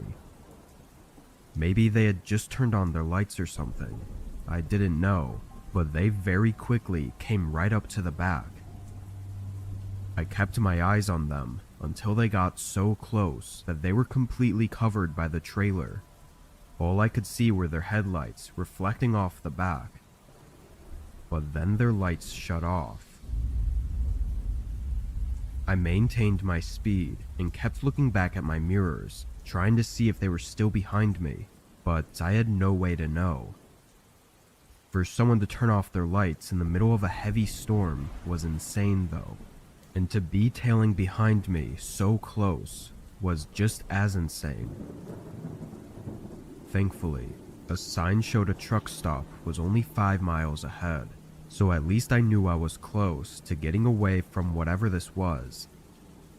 I didn't want to jump to conclusions based on just some weird behavior, but as a trucker, it's hard not to think about the possibility of it being an attempted robbery, especially when alone on the road at night. For the rest of the 5 miles, I saw no signs of them behind me. I was still on edge because I couldn't really see anything anyway, but I started feeling less worried as I was coming in on the truck stop. I pulled in, trying to check my mirrors to see if they followed, but with the rain and lack of lighting, it was really too hard to tell. The truck stop was mostly empty though, aside from a few trucks at the gas pumps. I pulled off to the side and parked in the middle of the lot. After waiting a minute and getting some of my stuff organized, I opened the truck door and leaned my head out, looking along the side of the trailer. I was drenched from the rain in just a matter of seconds, but from what I could tell, there was no car behind me. I closed the door and finally felt a bit of relief, grabbing my pillow and blanket from the passenger side. I locked the doors, turned off the truck, and tried to get some shut-eye. The rain pounding on the metal roof made it easy to fall asleep, blocking out any possible sounds coming from other trucks pulling in and out. When I woke up though, I felt I had only been asleep for a few minutes. I looked around, seeing it was still dark out and the storm was the same, if not worse. But before I could check my mirrors, a loud thump shook the truck. My eyes opened wider. I reached for the door handle and opened it, looking out at the back of the trailer. Through the rain, I could barely see the outline of a car with its headlights off, and 2 men moving around in front of it. Terrified, I hesitated to step out and confront them, and as I sat there in that moment of hesitation, the door suddenly slammed against my body, shoving me back further into the driver's seat. Another man stood outside, yelling at me to stay where I was, then slamming the door again. His right hand was shoved in his hoodie, and with 2 other men behind the truck, I was in no position to try anything. I could feel the truck shake as I just sat in place with the guy outside my door watching my every move. He didn't even look away for a second. This went on for a few minutes, then they ran back to their car and drove off. I was still in shock, watching their car disappear onto the road. I called the police and put in a report, but no information ever came up on who the men were. All I know is that if I had been any less aware, and had just tried to drive off at first sight of the men, I probably wouldn't have been able to make it out as safely as I did.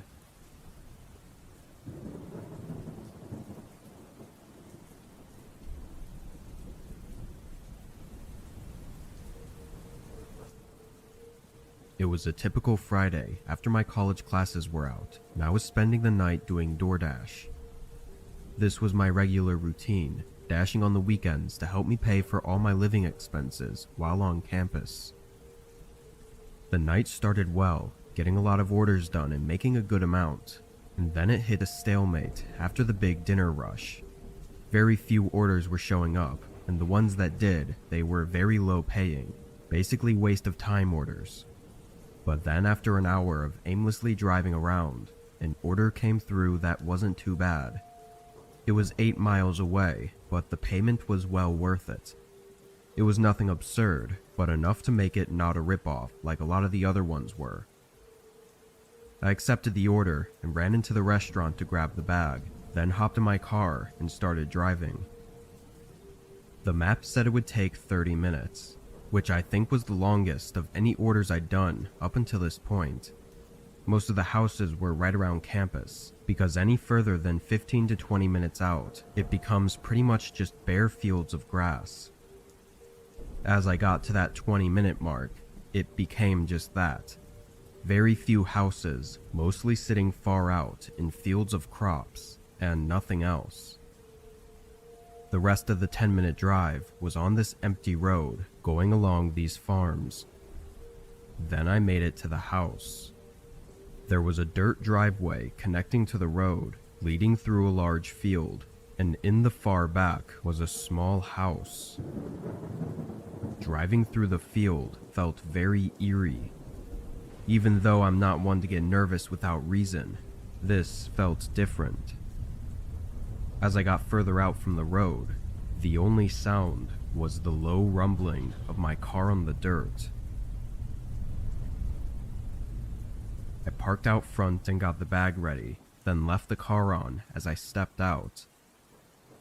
The night was quiet, and the house was dark, having only the porch light on to illuminate the outside. I walked through the unkempt grass and up to the porch, knocking on the door. As I waited, I looked back at my car, sitting in the dark, with the field of pitch black behind it. A moment went by, then I knocked again, but there was no response, not even the sound of anyone inside. It didn't take long for me to realize the strangeness of the situation, seeing no lights on in the windows and noticing how decayed the house looked up close.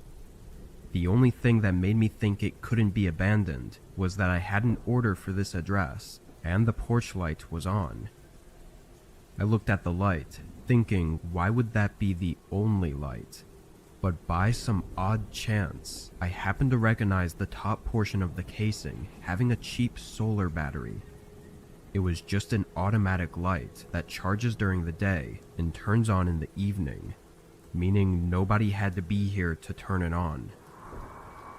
Just as I was piecing this all together though, I heard a rumbling sound behind me.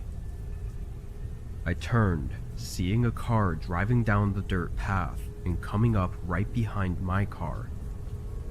I stood there and stared at their headlights until a man stepped out. I yelled from the porch, asking if this was his order, but he didn't reply. He just stood right next to his car and didn't move or speak. I felt my adrenaline spike as I began realizing how horrible the situation likely was. The silence of the night only reminded me that there was nobody here to help. I was stuck in the middle of a field between an empty house and a stranger.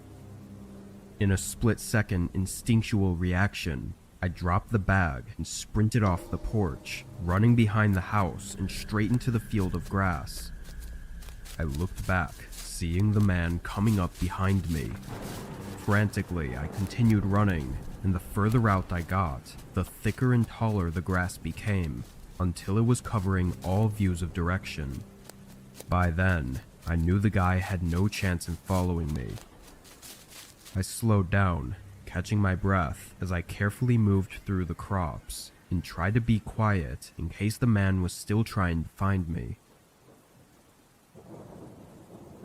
Eventually, I made it to someone else's yard, and from there I got to a road where I had enough signal to call for help. Police picked me up and went to check on my car, but of course, the man was gone by then. I was surprised though, because my car hadn't been looted, and the bag of food was still on the porch of the abandoned house. But that could only mean that the man had other intentions, likely far worse than just robbing me.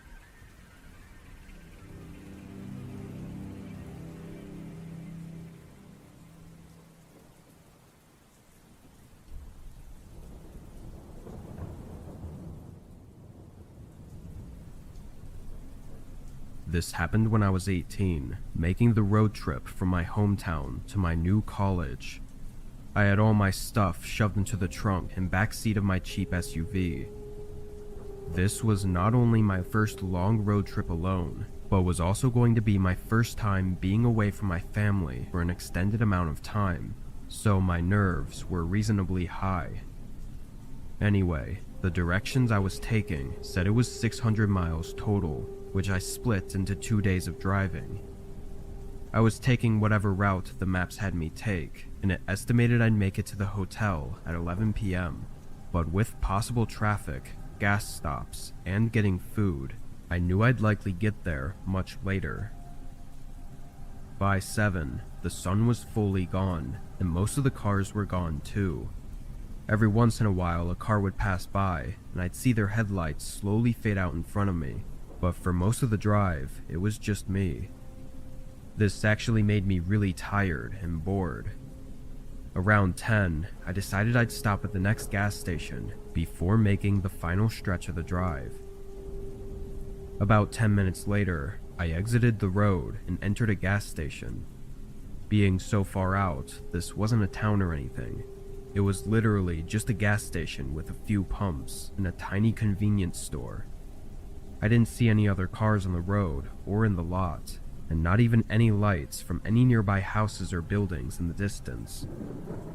I pulled right up to a pump and got out to start topping off my tank, and as I looked around, I almost got jump scared by a guy walking up to me.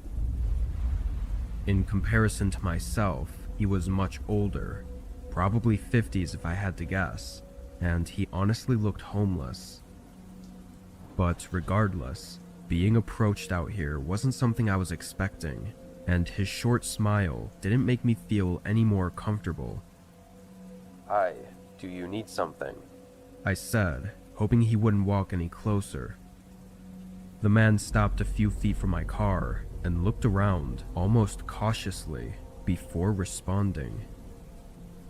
Take the exit back onto the highway. I looked at him confused, not sure if I was understanding him right. He pointed behind me at the exit I came from and repeated himself. Take the exit back onto the highway. After a second, I said okay, and the man walked off, but I was still really confused. The exit I came from that he wanted me to take again was a one-way road, so by his logic, he wanted me to drive on the wrong side of the road and do a U-turn back onto the highway. It just didn't make any sense. I looked out at the entrance road, the obvious one that I was supposed to take, and there were no signs of any construction or anything blocking it. It just looked like an empty ramp back onto the highway. As I put the pump back and got in my car, I glanced over at the man, who was now just sitting against the side of the convenience store. The more I thought about it though, the more crazy that man seemed, just to be sitting out here saying nonsense. I thought maybe this was some kind of trap or something, so I went with my instinct and drove out of the lot and toward the entrance to the highway. As I merged onto it though, I realized pretty much all the streetlights were out. I slowed down, thinking maybe this was a construction zone or something. I kept my eyes focused on the road directly ahead, making sure to be cautious of anything. But while I made my way through the unlit road, I saw only a brief outline of a figure to my left before a pickup truck came out of nowhere and stopped right in front of my car. Every door opened as 4 men jumped out of the truck and started running up to my car, holding weapons of all kinds. Metal bats, machetes, knives, and not even anything covering their faces. They just had this emotionless gaze, like they felt nothing of what they were doing. I quickly started backing up as they got just a few feet away from my windows, and once I got far enough back, I suddenly saw the outline of dozens of people coming out of the shadows off the side of the road. A few even tried chasing my car as I frantically reversed out of there. As soon as I could, I turned around and sped off. I called 911 once I felt I was safe, but for some reason, I never got a call back. No update on it at all, almost like they didn't even check on it. Ironically though, it was the creepy old guy at the gas station that tried to prevent me from even getting caught up in that mess. Or at least that was what I assume he was doing. Either way, I was incredibly lucky to get out of that with my life, as I have no idea what that was or what they were all planning to do.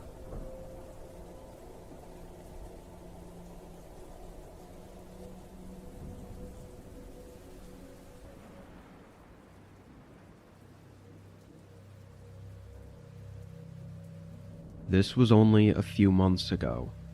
I was spending the weekend cozying up inside, as it was the end of winter, and these were the last few days of cold before it was supposed to start heating up. This night, it was rainy and cold, so I had nothing better to do than watch some movies and relax. But it was sometime not too long after dinner that there was a knock at the door. I got up and walked over, but looking out the peephole, I didn't recognize the man. He was wearing some brown jacket and a beanie, and he was holding a snow shovel. Seeing as there wasn't any snow on the ground, I didn't understand what he was here for. I cracked the door just an inch and asked what he wanted. It took all but 5 seconds of listening to him to know he was up to no good. He stumbled over his words and was trying to tell me a whole story about how he was just a friendly guy looking for any jobs to do in my yard. Something felt off about it and unnatural, so I said no thanks and started shutting the door, but the guy quickly put his hand on it. For a second, he just stared at me, keeping the door open, before he let go. I shut and locked it, and after processing what happened, I looked back out the window. He walked down to the sidewalk and disappeared in the rainy fog. I watched for another minute to make sure he'd actually left for good, then I went back to my movie. The guy was definitely sketchy, but I didn't think he would come back or anything, and would probably just go on to the next house. The rain had picked up over the next hour. I was still in the living room and had started another movie, although I knew I was probably too tired to finish it. My eyes were drifting in and out, but randomly, there was a thump above me that shook me awake. It was just one thump, and was kind of hard to tell how loud it actually was with the rain outside. But what was odd about it was that it was definitely from above me. I got up and walked upstairs, looking for anything fallen over, or even a leak in the ceiling that might have made the house settle a bit. However, I found nothing. It could have been one of the gutters clicking out of place from the heavy rain, or really anything else, so I ignored it. I went back downstairs, and being more awake now, I decided to finish the rest of the movie. By the time I'd finished it and was ready to go to bed, it was nearly 12 a.m. I shut off the TV and went around turning off all the lights downstairs. But as I was walking upstairs to go to bed, I could very quickly feel the temperature drop as I got closer to the top of the steps. Maybe I was too tired to give it much thought, but when I got upstairs and started closing each of the doors that I'd opened earlier, I noticed something from the corner of one of the rooms. The window was cracked open. I must have stared at it for a whole 10 seconds, thinking how impossible that was, and just being extremely confused. I walked over and looked at it closer. It was one of the windows that had a small roof overhang under it, and before I closed it, I barely could see an imprint on the windowsill of what looked like a shoe. I could feel the blood rush from my face as I turned around and just listened for a moment. The low creaking of the house, combined with the rain speckling the roof, only made me more unnerved, knowing someone was in my house right now. I began slowly walking, as quietly as I could, back into the hallway. All the other doors were still open, making me feel like someone's eyes could be watching me right now through one of the doorways. I was able to make it downstairs though, and from there I got my phone and hid in the garage, calling 911. It took 5 minutes for the first officer to arrive. I heard nothing but the rain during that time. Once I let the officer in, I waited on my porch as he searched the home. About 2 minutes later, I heard him call out upstairs, and then he came down, holding a guy in handcuffs. I quickly recognized him as the man who showed up on my doorstep earlier in the night, and he had a terrible look of anger as he passed by me and was thrown in the car. Putting all the pieces together, the guy had climbed up onto my roof, which was likely the cause of the thump I heard hours ago. Then he got in through the second-story window, which I never had thought to even lock. Most disturbing, though, is that the officer said he was hiding in the master bedroom, which I was literally 30 seconds from entering, and maybe even falling asleep, without any idea he was in there. The guy even took his shoes off after climbing in the window to not let his shoe prints show on the carpet. So the fact that I saw the tiny imprint on the windowsill is a miracle. With him going directly to my bedroom, his intentions were clearly malicious, and thankfully the judge agreed. It's only been a few months since, but I still have sleepless nights where I can't help but feel like someone is hiding inside my home in the middle of the night.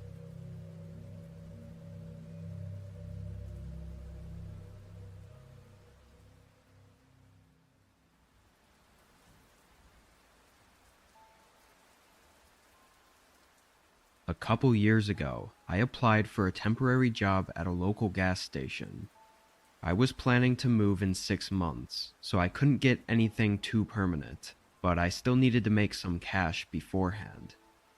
This job paid well, enough to convince me to work the job opening they had for the overnight shift. I would just stay by the register and occasionally do regular maintenance work. This was during my 4th month working there. At some point during this time, I became familiar with a customer that came in pretty frequently. Almost every night, around 1 or 2 a.m., this guy would walk in and buy random different things. Sometimes it was household items, or food, or tools. I always thought it was weird because he'd come in every night to buy a couple things that would be way cheaper and easier to get at any regular grocery store. He didn't talk much either. All I knew was that his name was Dave, and he drove an old red Chevy sedan. He looked like he was maybe 40 to 45 years old.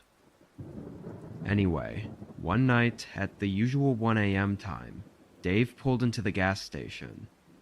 No other customers were here. It was just me sitting in the corner waiting out the time.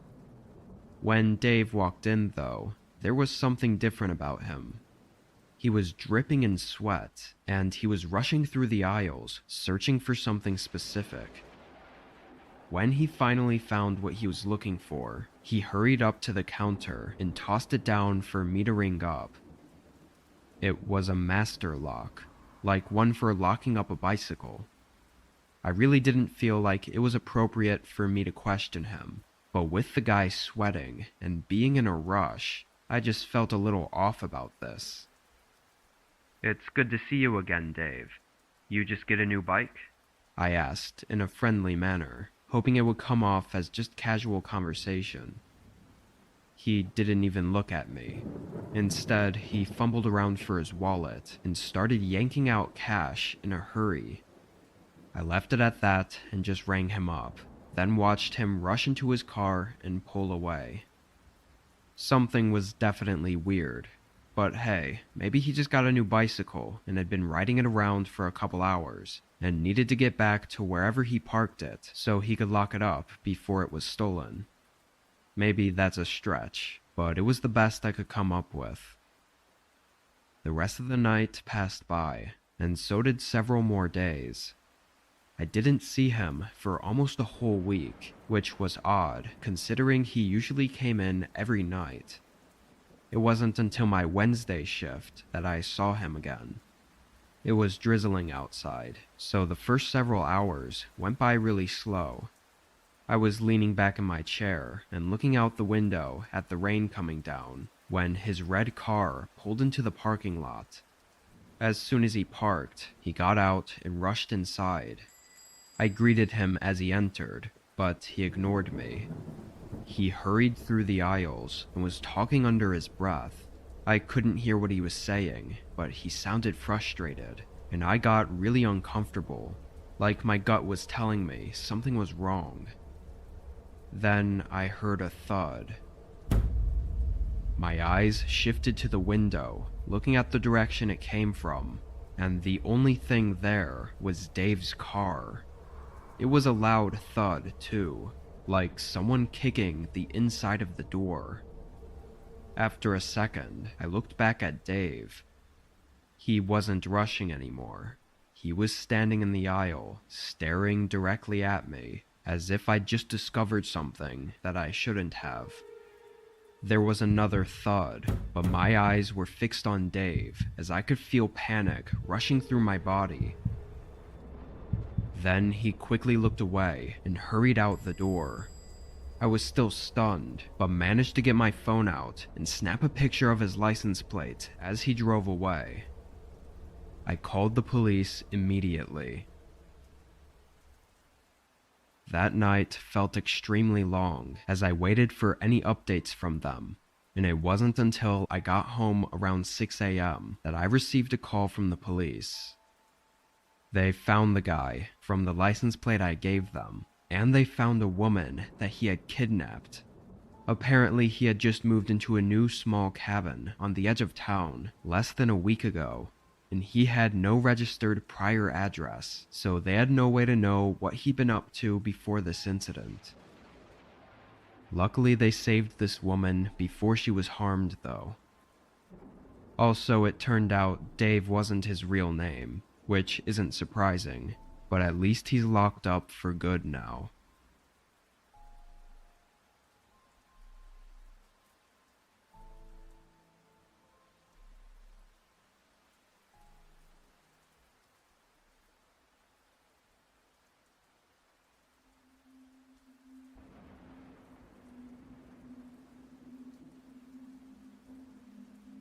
I was 14 when this happened, and this was over spring break. My parents' anniversary happened to be during this week, so they went on a date night a few hours north and were staying in a hotel. Having the house to myself for once, I invited one of my friends, Justin, to stay the night. He brought a ton of snacks and sodas, which we set up on the table in the basement and fired up the PlayStation. We had the speakers up pretty loud and were gaming down there for 3 hours straight. Eventually though, Justin went upstairs to get a glass of water, and when he came back down, he looked worried. I asked what was up, and he said there was someone outside the house. By the kitchen, we had a large sliding glass door, and I guess he saw a person standing in our backyard. I thought he was trying to play a joke on me, but he was serious. We both went back upstairs and into the kitchen, and at first look, it didn't look like anyone was in the backyard. But then we noticed that there were some smudges on the outside of the door that looked like someone might have been leaning on the glass and looking inside. That's obviously really creepy, so I shut the blinds and we did a quick perimeter check around the other windows. We didn't see anything else, so we figured we were all good. Again, we were both just kids and didn't really know how to handle something like this. After a couple minutes, we went back downstairs and continued where we left off. Another couple hours went by, and it had to be well into the night, like 2 or 3 a.m. Justin was getting tired, so we wrapped up our last match and turned off the PlayStation. The basement had 2 small couches, so we each took one and laid out some blankets, then turned off the lights and called it a night. For some reason, I had trouble falling asleep. Like I would fall asleep for a few minutes and then wake right back up, over and over. I don't know why, possibly from too much caffeine, but it went on for a really long time. It felt like over an hour. But then, one of these times that I woke up, something was different. I opened my eyes. It was pitch black in the whole basement, but there was a tiny streak of light across the other end of the room. I sat up a bit and could tell it was coming from the door above the staircase. I looked over at the other couch, and Justin was still there, sound asleep. Did he get up at some point to get more water? There's no way I wouldn't have noticed. I got up, feeling too uneasy to sleep without making sure this was nothing. I went over to the bottom of the stairs and looked up. The door was cracked open, but not enough to see through. I went to the top and opened it further. The hallway light was on, and so was the kitchen light. It was about then that I remembered about that man that Justin said was standing outside the house, and I walked over to the kitchen to look out the back door. The backyard was empty, and nobody was out there from what I could see. As I was about to look away though, something moved across the reflection on the glass door. I spun around, looking behind me and staring down the hall. Whatever I just saw had quickly moved across the other end of the hallway. I didn't know what to do. I just stood for a second before sprinting back into the basement. I woke up Justin, and after a quick explanation, he was just as terrified as I was. We hid in one of the closets down there and called the police, and while we were waiting, we could hear someone moving around upstairs. It was like they were running around the house, looking for something. It got quiet after a few minutes though, and when police showed up, the person was gone. They found that the small bolt that locked the back door was snapped off, so that's how they got in. Other than that, we don't know anything. For several years after this incident though, every few months we would find those same smudges on the back door of someone clearly looking inside. It wasn't until we finally got a security camera that they left us alone. At least as far as we can tell. It's been over a year since we've seen any signs of them. What they wanted is still unknown.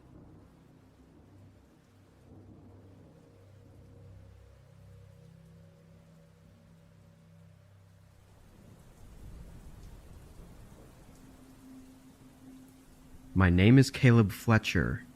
I'm 16 years old, and this took place around 8 to 9 months ago, on the 24th of August, which was a Saturday. School had been going on for about 2 weeks, so to de-stress a little, I decided to see if my friends, who I'll call Griffin and Broly, wanted to hop on Fortnite. My mom and sister were out shopping, my dad was working, and I was bored. It was around 8 p.m. when we finally got on to play, because I had decided to make pizza rolls beforehand and ended up burning the batch. After a few rounds, I could tell my friends were getting tired of losing, so they got off after only an hour. I planned on just lying down with my phone and going to bed. That was until I heard my 2 dogs barking outside. It's not unusual for them to bark, given how people typically walk on the side of the road, but I still looked anyway, just to make sure. I didn't see anybody, but seconds after looking out the window, I heard our garage door open and shut. That usually means my dad is home from work, but I didn't see his van outside, and he had texted me earlier telling me that he would be working late tonight. I decided to walk downstairs into the dining room and look out the window to get a better view. From there, I could see that our driveway was empty. There wasn't a person or vehicle in sight. I wasn't the type to go investigate, so I ran back up to my bedroom and texted my family group chat to ask if anybody was home. I told my mom about the garage door, and she told me to turn off the lights, lock my bedroom, and stay there until she got home. So I did just that. About 15 minutes later, I thought I heard our wooden floor downstairs creaking, like someone was trying to be sneaky. I didn't have anything to use as a weapon, so I unclipped my microphone's boom arm from my desk and quietly opened the door. I walked out onto our upstairs balcony and looked over, trying to see if I could spot anyone hiding or anything suspicious. I stupidly yelled, "Is anybody there?" like they were really going to answer. I thought everything was fine though, until I saw a large silhouette of someone standing underneath the balcony. I panicked and ran to the closest room with a door, which happened to be my small bathroom. The intruder must have known I noticed them, because I heard loud and fast footsteps running up our stairs as I locked myself in the bathroom. I had stupidly left my phone in the bedroom, which was the room right next to me. After I built up enough courage, I bolted into my bedroom, locking the door as soon as I got in. My sister's room was right across from mine, and its door was open, so I figured the intruder must have been in there. After locking my bedroom door, I grabbed my phone and typed 911 into it.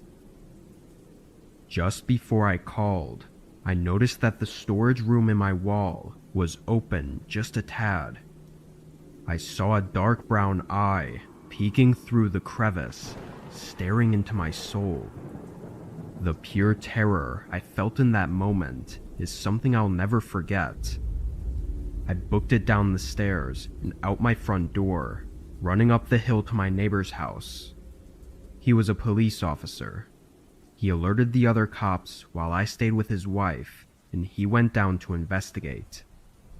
I told him exactly where the intruder was, hiding in my bedroom. Minutes later, I ran back down the hill to see if the intruder had been caught. When I walked in, I saw a tall, skinny man with a gray beard and a dirty black coat being pushed onto the floor by my neighbor as he was getting handcuffed. I'm not allowed to be home alone anymore, and we have better security around our house now. My family was just happy to know I wasn't hurt, and they were thankful for my neighbor's bravery. I don't wish an experience like this on anybody, not even my worst enemy.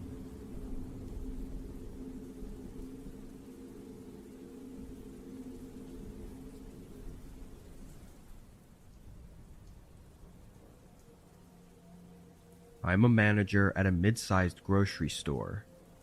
I do 10-hour shifts and work mostly overnights. At the time, our store was having some staff issues that made pretty much every department understaffed and overworked, and overnight stocking was no exception. I had one guy that would help me 5 nights a week, but that was it other than me. This was on his day off, so it was only me working. I got in at 10 and was alone by 10:15.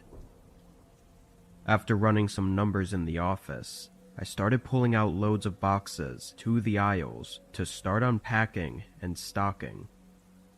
Even though I had no help this night, I still had to get everything done, so I was working hard and as quickly as I could. I didn't even stop for a break or anything, but suddenly a tapping sound echoed through the store. I stopped and listened, hearing it happen again, and it sounded just like someone tapping on a window at the front of the store. I looked at my watch for the first time since I started working, and it was 2 a.m. Time had flown by, but there was no reason anyone should be here. I walked down the aisle and to the front, where I quickly saw someone outside the store. He was leaning against the window and trying to look inside. He spotted me as I walked up and stared at me. When I was just on the other side, I asked what he wanted. The man, looking like he was homeless, told me to open the door. He had a straight face, no smile or anything. I said we were closed and he couldn't be here, then turned to walk away, but the man immediately banged on the window. Not tapping like he was before. This was now harsh banging. I looked back at him, and he was clearly enraged, with his fist against the glass. Thinking this guy was crazy, I told him I'd call the cops if he doesn't leave, then started pulling my phone out to show I was serious, and only then did he step away from the window. He still had that angry look as he walked away and into the parking lot. Seeing him leave, I put my phone away and got back to work. We get a lot of crazy customers around here, so I didn't think on it too much. And again, I had to focus on getting my work done. I was only able to get a small cart of boxes stocked, so it was maybe 15 minutes later when a sudden sound echoed through the store. It sounded like something metal snapping or scraping. I quickly dropped what I was doing and ran up to the front. Nobody was at the windows, so I went up to the entrance door. It was one of those revolving glass doors, which uses a bolt lock on the top to keep it from opening when we close the store for the night. Right away, I saw that bolt was missing. Like, not even just unlocked. The entire bolt was gone. I pressed my hand on the door, and it glided around, completely allowing anyone to get in. I could feel my face turn white as I realized what this meant, and I knew I needed to call the police immediately. I turned around to go to the front office, but was instantly looking into the face of that guy from before. He was only a few feet from me, still having that enraged stare. I didn't hesitate to run out the revolving door, hearing the guy follow close behind me. As I ran out into the parking lot, an old van came speeding up to the front. It nearly hit me, but I just kept running until I got to my car. When I rushed in, I noticed the guy wasn't chasing me anymore, and the van was now speeding out of the parking lot. I called the cops and spent the next couple hours explaining what happened. It wasn't until the next day that we got security footage of the man breaking inside, but it wasn't the best image quality. We can say almost for sure that they were trying to get me into their van, but we have no way to know why. I'm sure if I'd not been as quick though, I probably wouldn't have ever been seen again.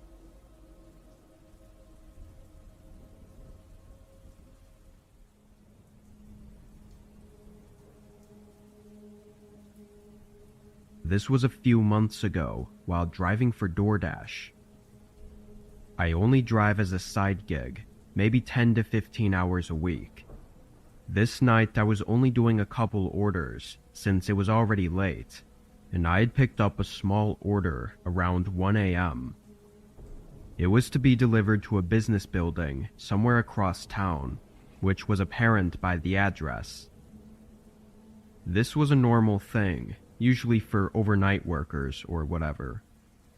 When I pulled into the parking lot though, it was empty. No cars at all, and it didn't look like there was a parking lot behind the building either.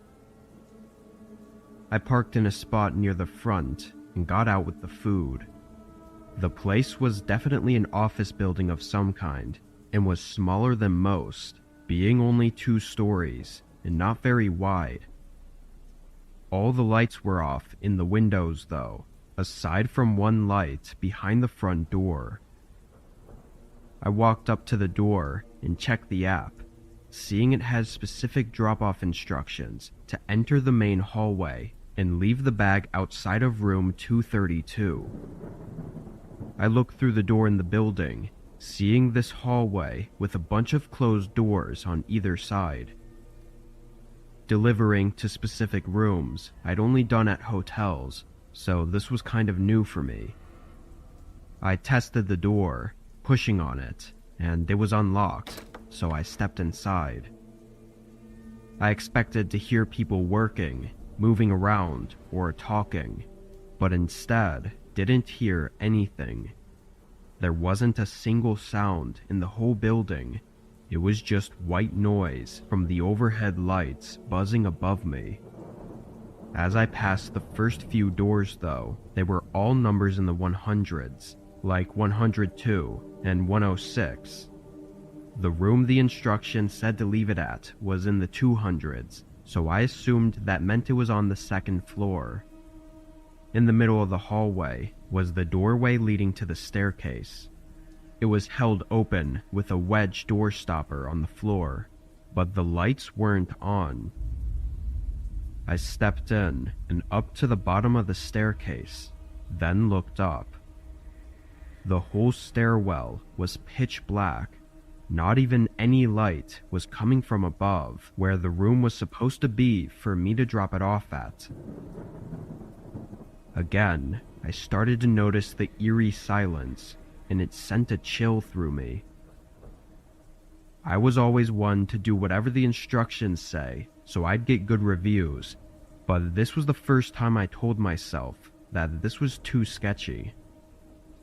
I stepped out of the stairwell and back into the hallway, and just as I did, the door right across from me opened. The lights in that room were off, but a man emerged from behind the door and stepped into the hallway. He was wearing street clothes and just didn't look like an office worker at all. But he stood in front of me and pointed past me at the stairwell. 232 is up there. I nodded, but didn't move, and neither did he. He just looked me in the eyes with a look like he was suppressing his anger. After an intense few seconds, I dropped the bag on the ground and started quickly walking to the exit. The man didn't follow me, but I heard his footsteps go into the stairwell and up the stairs as I left the building. I got in my car and left. I didn't know what that was, or if I was maybe overreacting about it, so I didn't call the police. The following day, though, the police actually called me. Apparently the office reported a break-in, and in the CCTV footage, they saw my car and license plate, tracking it back to me. They also had footage of the break-in, and so they called me in to question me about any information I might have. I didn't have much to give, but it turned out there were actually 3 people that broke inside. One was downstairs, who I saw, but the other 2 were shown on the cameras to be hiding at the top of the stairs, seemingly waiting for me to go up. Disturbingly, several other delivery orders were made to that same office that night. All of the other drivers were smarter than I was, though, leaving the orders outside by the front door. What would have taken place in that office had any of us gone up to the second floor is unknown, but hopefully police can find the 3 men before anyone falls victim to it.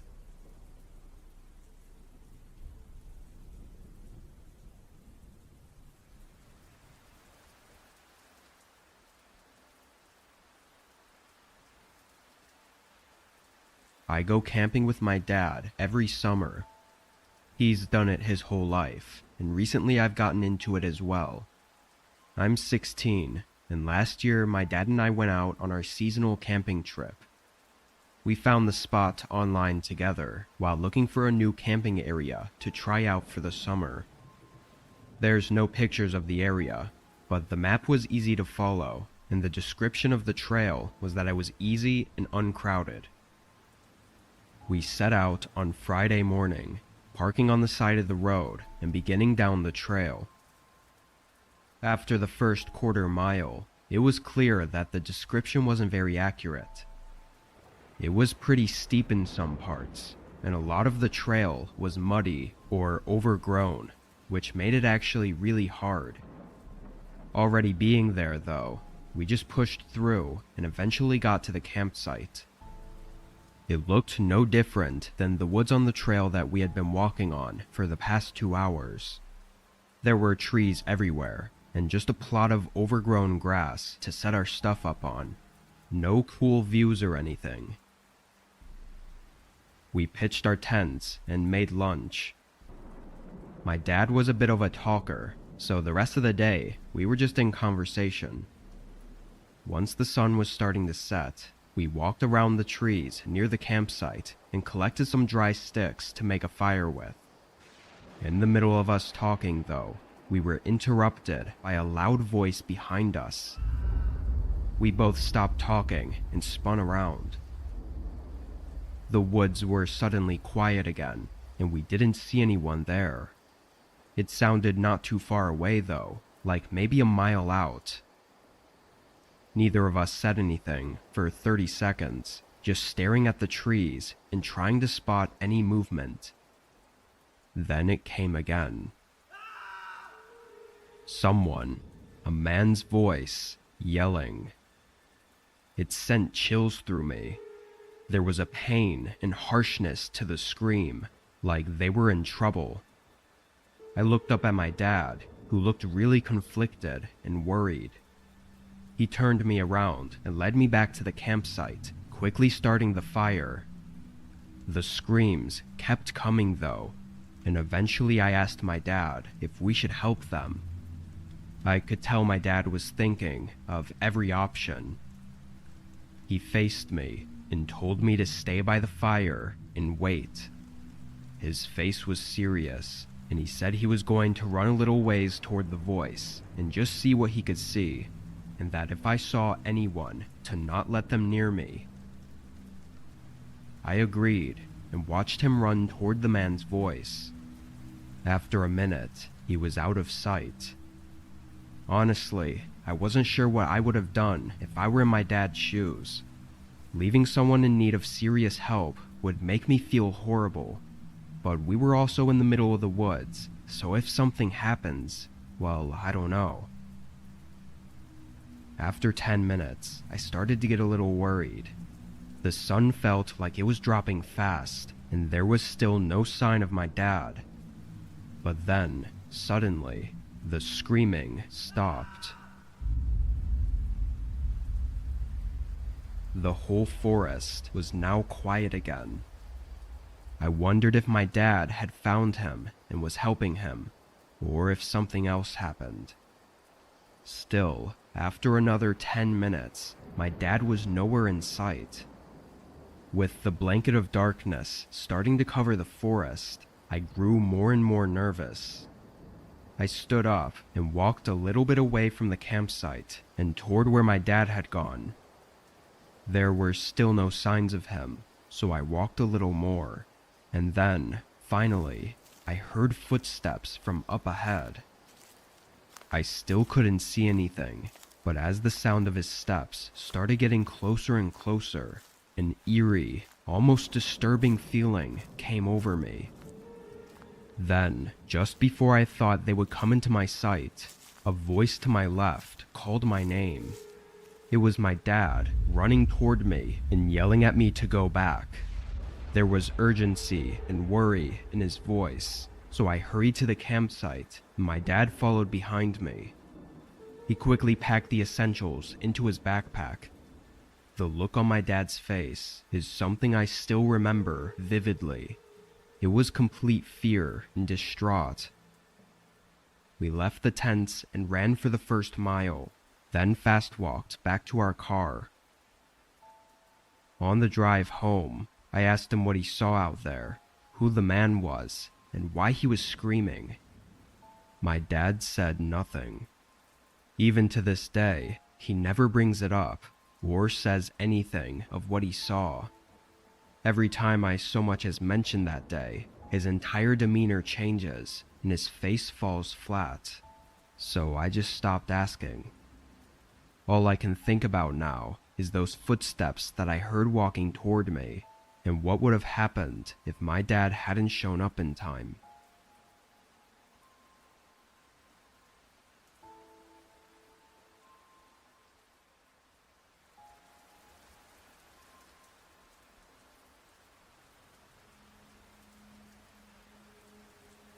I was out camping in a familiar part of the forest near my city. My city is small and honestly has not much to do, so camping is the one thing I found that I really enjoy doing. I'm not a big fan on hiking though.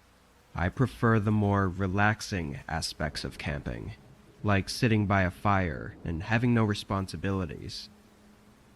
The trail I went on was one I'd been to plenty of times. It was only a 30-ish minute walk from the parking area, and the campsite was right by a lake. Having only my small city near the forest, there's only so many people that could possibly be camping at the same time and place as I was. But this time when I got there, a man had a tent already set up. I could see him down by the lake, walking in the sand. He looked like he was in his 40s. He had some generic swimming shorts on and a stained white t-shirt. I walked a little further from where his tent was, then set up mine. I then collected some large stones from nearby and placed them in a ring, prepping for the campfire I was going to have later. As I did, I noticed the man looking at me. Not just like a glance though. He was standing down by the lake with his body turned completely toward me and was watching me. I tried to ignore it, but every time I looked back, he was in that same spot and still staring at me. It got really creepy, so I ended up waving at him to see if he was maybe wanting to say hi or something. But after I waved, he turned around and continued walking along the lake. Whatever that was, I didn't like it. It gave me an uncomfortable feeling about that guy, so I tried to keep an eye on him. For a while, nothing else really happened, but after 20 minutes, he walked away from the lake and into the forest behind his tent. I thought there might have been a trail back there, or he could have just been walking around, but whatever the case, I was just glad he was gone for now. I put my chair down by the lake and relaxed. I was down there for an hour or so before picking my chair back up and moving it back to my tent. The sun was setting, so I lit up my campfire. As I sat there and looked around at the forest, I suddenly spotted something. Far out, there was a shape next to one of the trees. I squinted, trying to get a clearer view. All I could make out was what looked like a white shirt. It was that guy again, and he was just standing far behind my campsite and staring in my direction. Now this was getting really creepy. How long was he watching me for? I moved my chair to the other side of the campfire so that I was now facing him, just so I didn't lose sight of him. He stayed there for a good 30 or 40 minutes, watching me from far out in the forest, before it started to get dark out. The shadows everywhere started making it hard to see him anymore, and after a while, I couldn't even make out his shape. I could only look in the general direction he was in. Yet with my campfire lighting up my sight, I knew he could still see me. Knowing he was still out there staring at me, yet not being able to see anything, I started getting really anxious. I mean, what the hell was this guy doing?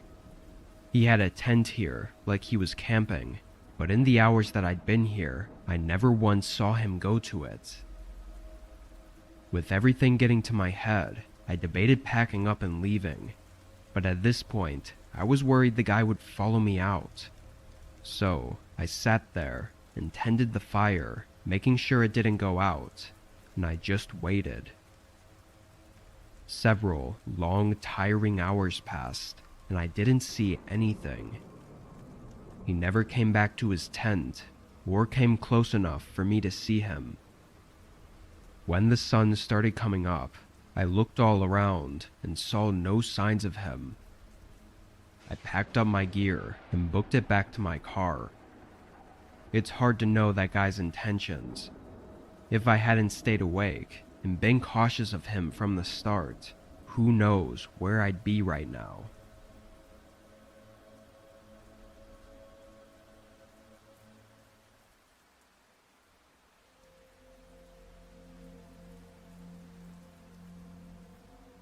I was taking a few days off and spending it camping in the woods. I was in some forest a few hours from my town and had set up camp at the end of a 4-hour trail. I'd spent the night there already and had noticed this thin path leading out from the campsite. I had no idea where it went, and it wasn't on the map of the area, but having nothing better to do on that second day, I thought I'd go for a short hike down the path just to see if it led anywhere cool. Maybe a small pond or waterfall or something. I brought with me a backpack with food and water in case I'd be out longer than expected. Walking through the trail, it was very obvious that almost nobody used it, or at least hadn't used it in a long time, maybe even years. It was very thin and overgrown in a lot of sections, and I didn't see any signs of people, like shoe prints or anything. This went on for several miles, taking around 2 hours before I found the end, and it wasn't what I expected. There was a house, or cabin, sitting in the woods. At first sight, there was no mistaking that it was abandoned. Moss and vines were growing out of the wood siding, and the doors and windows were all open. Before approaching any further, I looked around at my surroundings, just checking for anything, as this wasn't a normal thing to just stumble across. The woods were calm and unsettlingly still. I went up to the doorway and poked my head in, looking down the front hallway.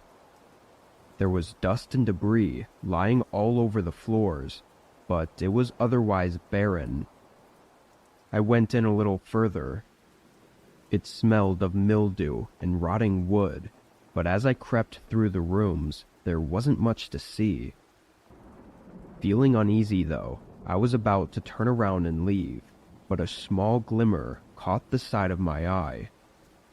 On one of the closed wooden doors, the handle had been ripped off and replaced by a silver padlock. It almost looked brand new and matched nothing else in the house. My curiosity immediately had me thinking of why there was a padlock on the door to an otherwise empty and ruined cabin. The more I looked at it though, that uneasy feeling just took over me, and I couldn't get myself to investigate. I quickly left the house and went back to the path. Just as I entered the trail again, I heard a single footstep on the wooden floor inside the house. I turned and looked at the doorway, but saw nothing, so I kept on walking, trying to distance myself from that place. As I walked back though, for the whole 2 hours, I kept hearing footsteps in the distance, like someone was following me. The trees densely covered the area though, making it impossible to see that far. When I got back to the camp, I got a fire going early and just sat and waited, listening and looking to see if anyone showed up.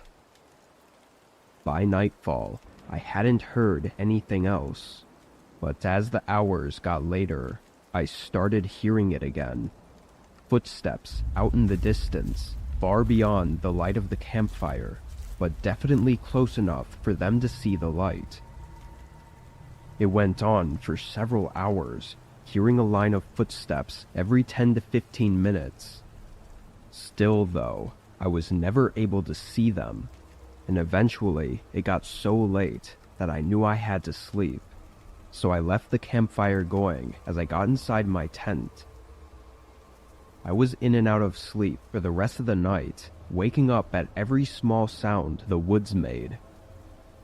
After getting almost no sleep, I left. What the cabin was doing there, and whoever had followed me that night, I'll never know. I can't say what they intended to do, but their disturbing stalking behavior only lets me assume the worst. But I can never seem to stop thinking about the disturbing possibilities of what was behind that locked door.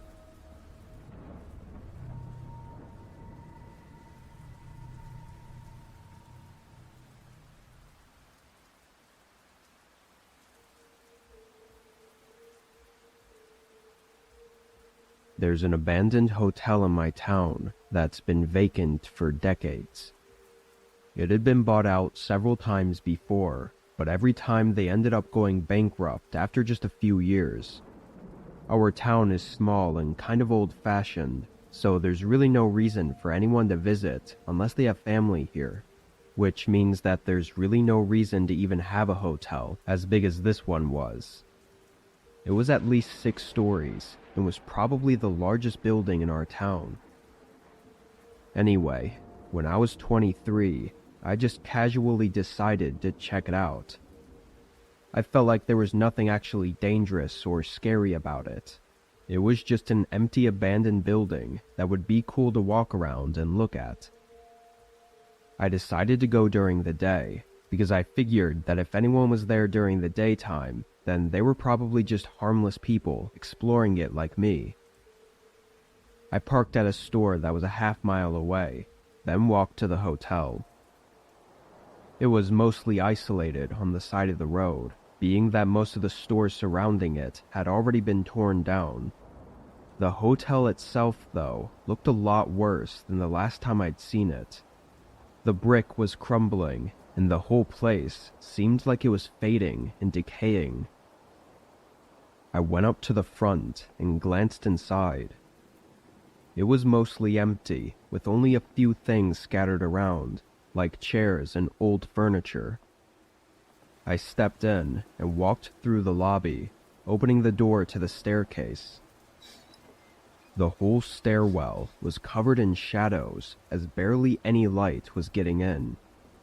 All I could see was a dim beam of light coming from one of the floors above. It was only just enough for me to find my way up the stairs.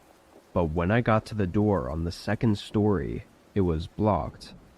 Something on the other side was keeping it from opening, and a sheet of wood was covering the window on the door. I left it and continued up to the third story, opening the door and entering the hallway. This was probably the most creepy setting I'd ever been in. The hallway was dark and musty, with only a small window on either end to light up the corridor. I walked down a little bit, then went into the first room with an open door. Oddly, it looked kind of normal. There were layers of dust covering everything, but all the furniture was set up as if it had never been moved. There were even towels and soap left in the bathroom still. As I was looking at all of this, I heard a small thump. I turned around and faced the doorway, not sure if that was from the floor I was on or the one below me. A few seconds later, quiet footsteps creaked the floorboards, coming down the hallway.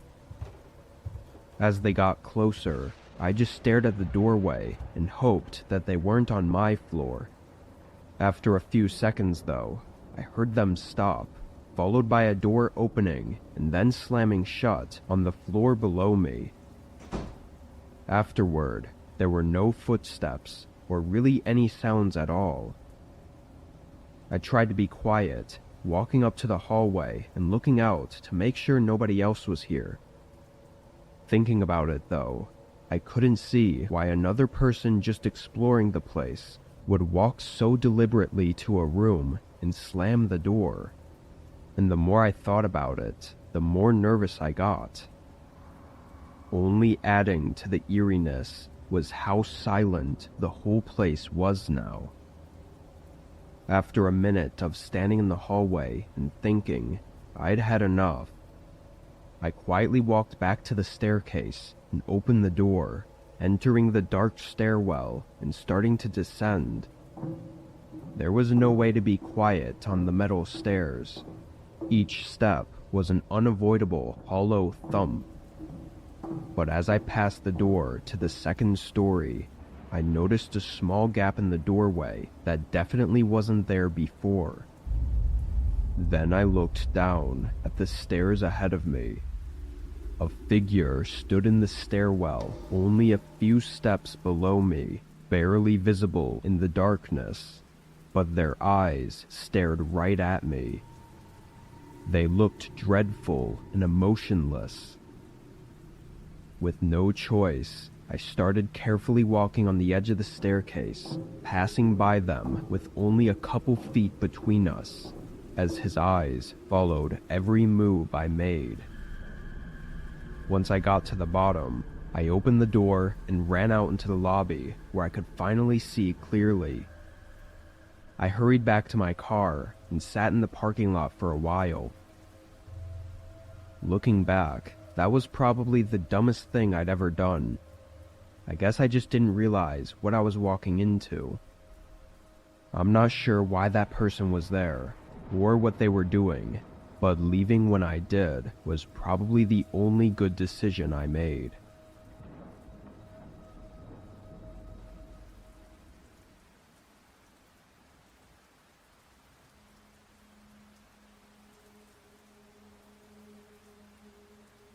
I was driving back from my friend's place in Wisconsin. I live right outside of Chicago, which is about a 6-hour drive, so I decided to do it all in one go. However, I didn't anticipate leaving so late. I wasn't on the road until 8 p.m., but I absolutely had to be home for work the following day, so there was no option to hang out any longer. If you aren't familiar with Wisconsin, it's mostly flat with a ton of forests all over the northern parts, and small towns scattered throughout. The biggest cities are closer to the border, nowhere near where I was. My buddy's place was in one of these small towns, so pretty much right out of the gate, it was barren forest roads. There were a few cars here and there, but once I was 30 minutes out and the sun had set, there wasn't a single other car. I probably went a whole 2 hours without seeing anyone else on the road. The endless flat forest on either side of me was so repetitive that it was making me sleepy. It definitely didn't help that I was so tired from hanging with my friend all weekend either. I was trying everything to stay awake, but at just around 11 p.m., I actually saw something up the road. I opened my eyes a bit wider and could tell it was a person. They were standing on the shoulder and had their thumb out, clearly looking for a ride. For some reason, the very first thought that came through my mind was that having company in the car would surely help keep me awake. I almost instinctively began slowing down, and as I got closer, they started walking down the shoulder toward my car. I rolled the window down and pulled up next to them. "Hey, I just need a ride into the next town, if you've got a spare seat for me." It was really dark out, and I couldn't see much of him, but he sounded tired. I let him into the back seat. It wasn't until I started pulling away that the thought even popped into my head about why he was out here. I mean, the middle of the woods in the middle of the night was kind of a weird place to be. I looked in the mirror. The guy was looking at me through the shadow that covered the back seat. He looked like he was 30-ish, with stubble and a buzz cut, but I didn't see a backpack or anything with him. "So, what brought you out here?" he asked me. I told him I was at my friend's place for the weekend and was heading back home to Chicago. Then I asked him the same question. His straight face turned into a fake smile. "Oh, I was just walking on a trail in the woods and got lost along the way. Found the road and figured it best to catch a ride." I thought about his answer for a second. I didn't know about any trails or really anything at all in these parts of the woods. But even if there was, he would have had to drive to get here. Why didn't he mention that? Wouldn't he want me to take him to the trailhead instead of into town? I don't know.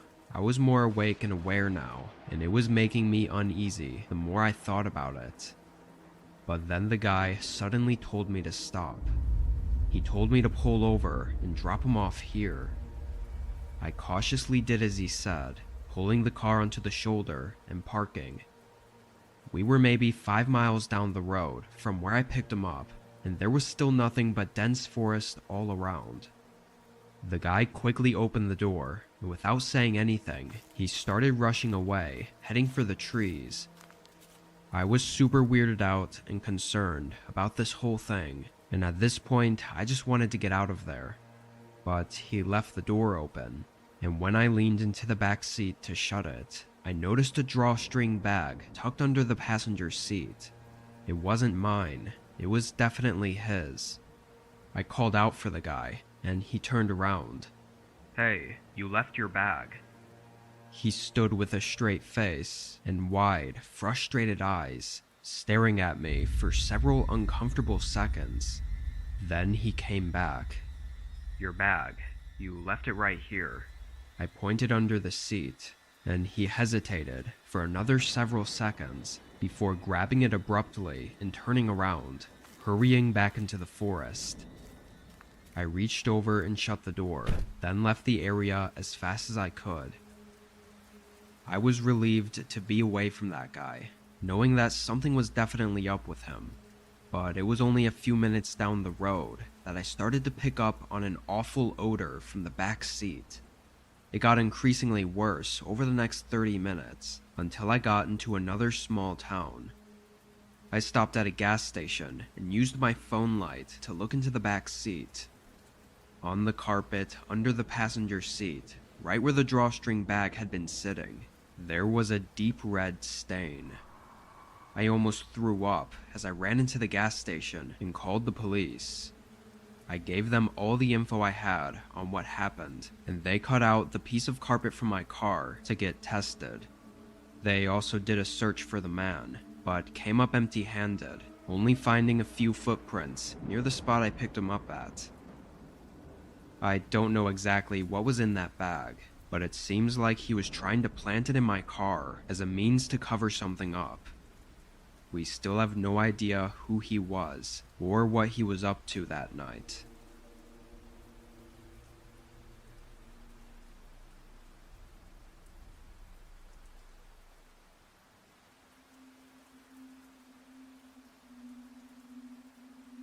I was working a quick DoorDash shift on a Monday night. I got out of my day job at 7 and decided to make a few deliveries. It was a pretty regular, quiet night with nothing much to note. I delivered about 7 or 8 orders before I took my last one for the night. I drove it down to the house and dropped it off, then started heading back into town where my apartment was. It was around 10 o'clock now, and after that delivery, I was about 20 minutes out in the farmland that surrounds our town. A couple minutes into my drive back, I saw a figure standing in the middle of the road. I slowed down, and the man moved over a little bit, but not enough to be out of my way. Once I got closer, he looked right at me and stuck his thumb out. In my headlights, I could tell he was an older guy, like early 50s, and he had a large backpack over his shoulders. Since I was already slowing down, I figured I'd be helpful and ask if he needed a ride into the city, since I was heading that way anyways. He leaned on the windowsill and thanked me for stopping. His eyes looked heavy and exhausted, like he hadn't slept in days, but he seemed nice enough, so I agreed to give him a ride. What I wasn't expecting, though, was for him to immediately open the passenger door and sit in the seat right next to me. It didn't really matter, I guess, but I felt like it was usually common courtesy to get in the back seat. As he got situated, I looked past him at where he came from. It was a field of tall grass, just a huge farm or something. "You from around here? What brings you out to the farmlands?" He looked over at me. "Just making my way across the country to visit my family. Don't have a car, so I've been hitching rides." I thought that was pretty interesting, so I asked more about where he was from, but he gave me very vague and uninterested answers. A couple times I caught him looking into my back seat. Not just quick glances though, like he was running his eyes through the whole back seat and looking for something.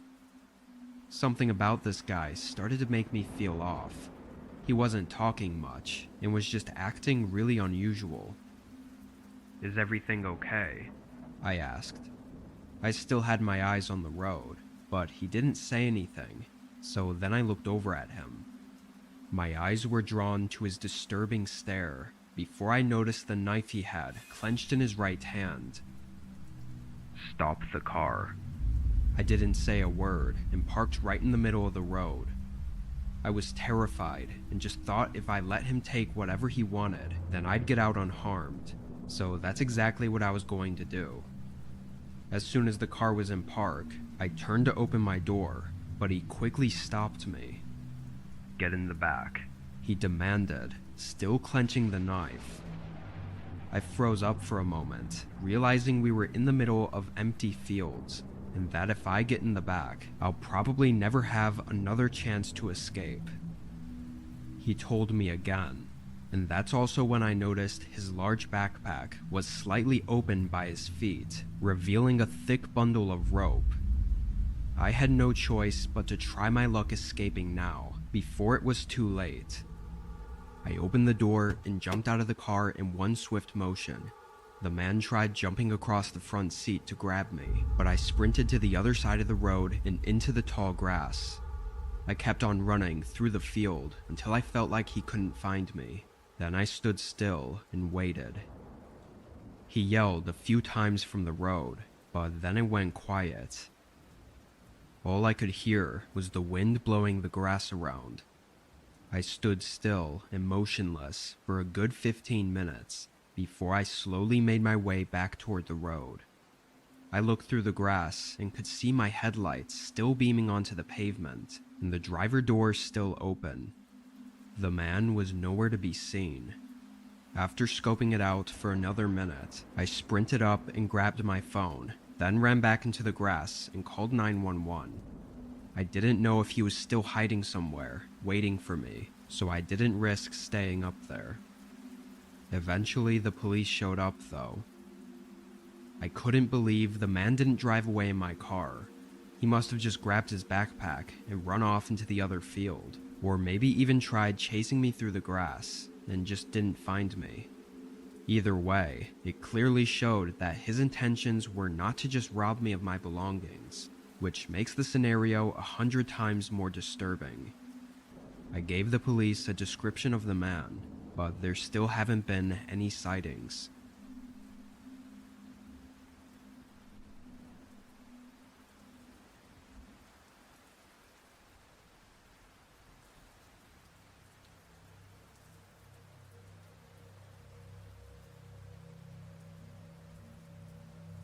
This was in 2016.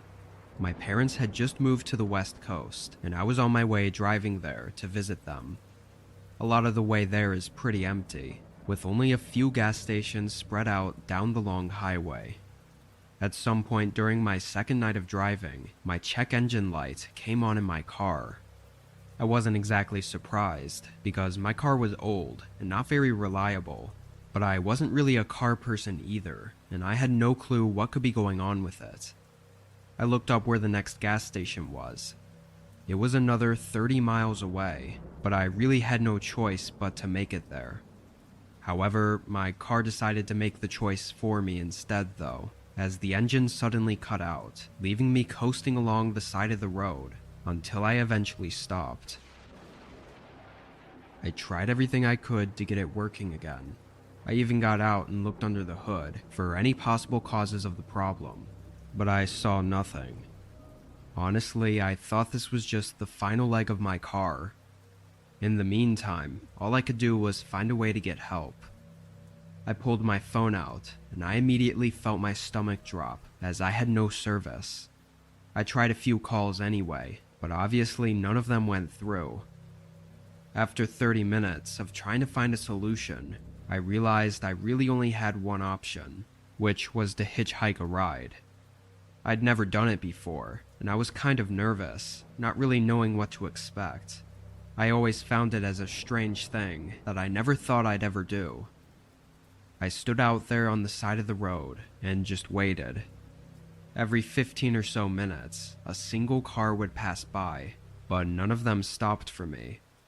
This went on for hours. It was probably 2 or 3 a.m. before I saw the headlights of another car coming down the road. I stuck my thumb out, assuming it would pass by like all the rest, but to my surprise, they started pulling over. It was a black pickup truck, and I couldn't really see the driver until I walked around to the side of their car. He was a very skinny man with a long, thin face, and matched with his long black hair, it was a little unsettling. "Need a lift?" he said happily, with a big grin. Something really put me off about this guy, but honestly I was tired, and this might be my only opportunity to get a ride, so I didn't pass it up. I hopped in the back seat. I felt like it would have been awkward if we didn't have some small talk, so I asked him what he was up to tonight. "Just cruising on the highway," he responded, like it was a hobby of his or something, which was kind of strange since we were in the middle of nowhere. I was surprised he didn't ask me what I was up to, or why I needed a ride, but I tried to think of another question just to keep the conversation going. The man interrupted my train of thought, though, when he looked at me for a few seconds in the mirror. "You don't have any weapons on you, right? Just making sure I'm safe," he said, with again that odd smile of his. I said no, thinking it was a strange question to bluntly ask, but maybe he really was just trying to watch out for himself. I don't know, but after that I stopped talking. 10 more minutes went by as I just stared out the window before the man made a sudden turn off the highway and onto a dirt road. I immediately sat up and looked around, realizing this was definitely not right. "Where are we going?" He shot a quick look at me, then continued to drive without answering. I asked him again, more loudly, as the fear was building up. "Where are you taking me?" At this point, I knew that no matter what, the next time this car stops, I was going to bolt, so I got ready with my hand on the door. As he drove down this beaten dirt road, suddenly a small farmhouse appeared in the dim lights. Its front door was wide open, and the whole place looked like it was decaying and falling in on itself. Once we got up closer, he suddenly slammed on the brakes. I jolted forward into the seat, and the man instantly swung his door open and ran around to the side door. I swung mine open as well and sprinted out, heading right for the tree line. The man ran around the car and came running up behind me, but once we were in the woods, it was so dark that I could only hear his footsteps and could no longer see him, even though he was just 10 or 15 feet behind me. I took a sharp turn, getting behind a tree and holding my breath. His footsteps came right up past me and continued further into the woods. A whole minute passed before I heard his creepy voice call out for me. Over and over, he'd repeat the same lines in the same tone of voice. "Come on, let's go back. I'll give you a ride. I wasn't trying to scare you." It was extremely disturbing. Even worse, I never heard his footsteps go back toward the car, so I had no idea where he was, or if he was lurking in the dark somewhere nearby.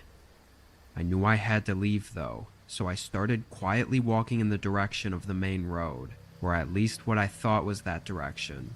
I really couldn't see anything, but once I was deeper in the woods, I pulled my phone out and turned the brightness on low. Somehow, I happened to have service now. I almost wanted to cry from the relief. I dialed 911 and had them track the call so they knew where I was. Thankfully, I made it back to the main road and met 2 officers there. By that time, the man and the car were somehow gone. I don't know how he managed to get out of there without being seen. As for the farmhouse, it was just what it looked like. Some old, abandoned place, which makes it even stranger that the man knew exactly where it was and turned into it on purpose. I have no idea what he was going to do. I'm just glad I didn't have to find out.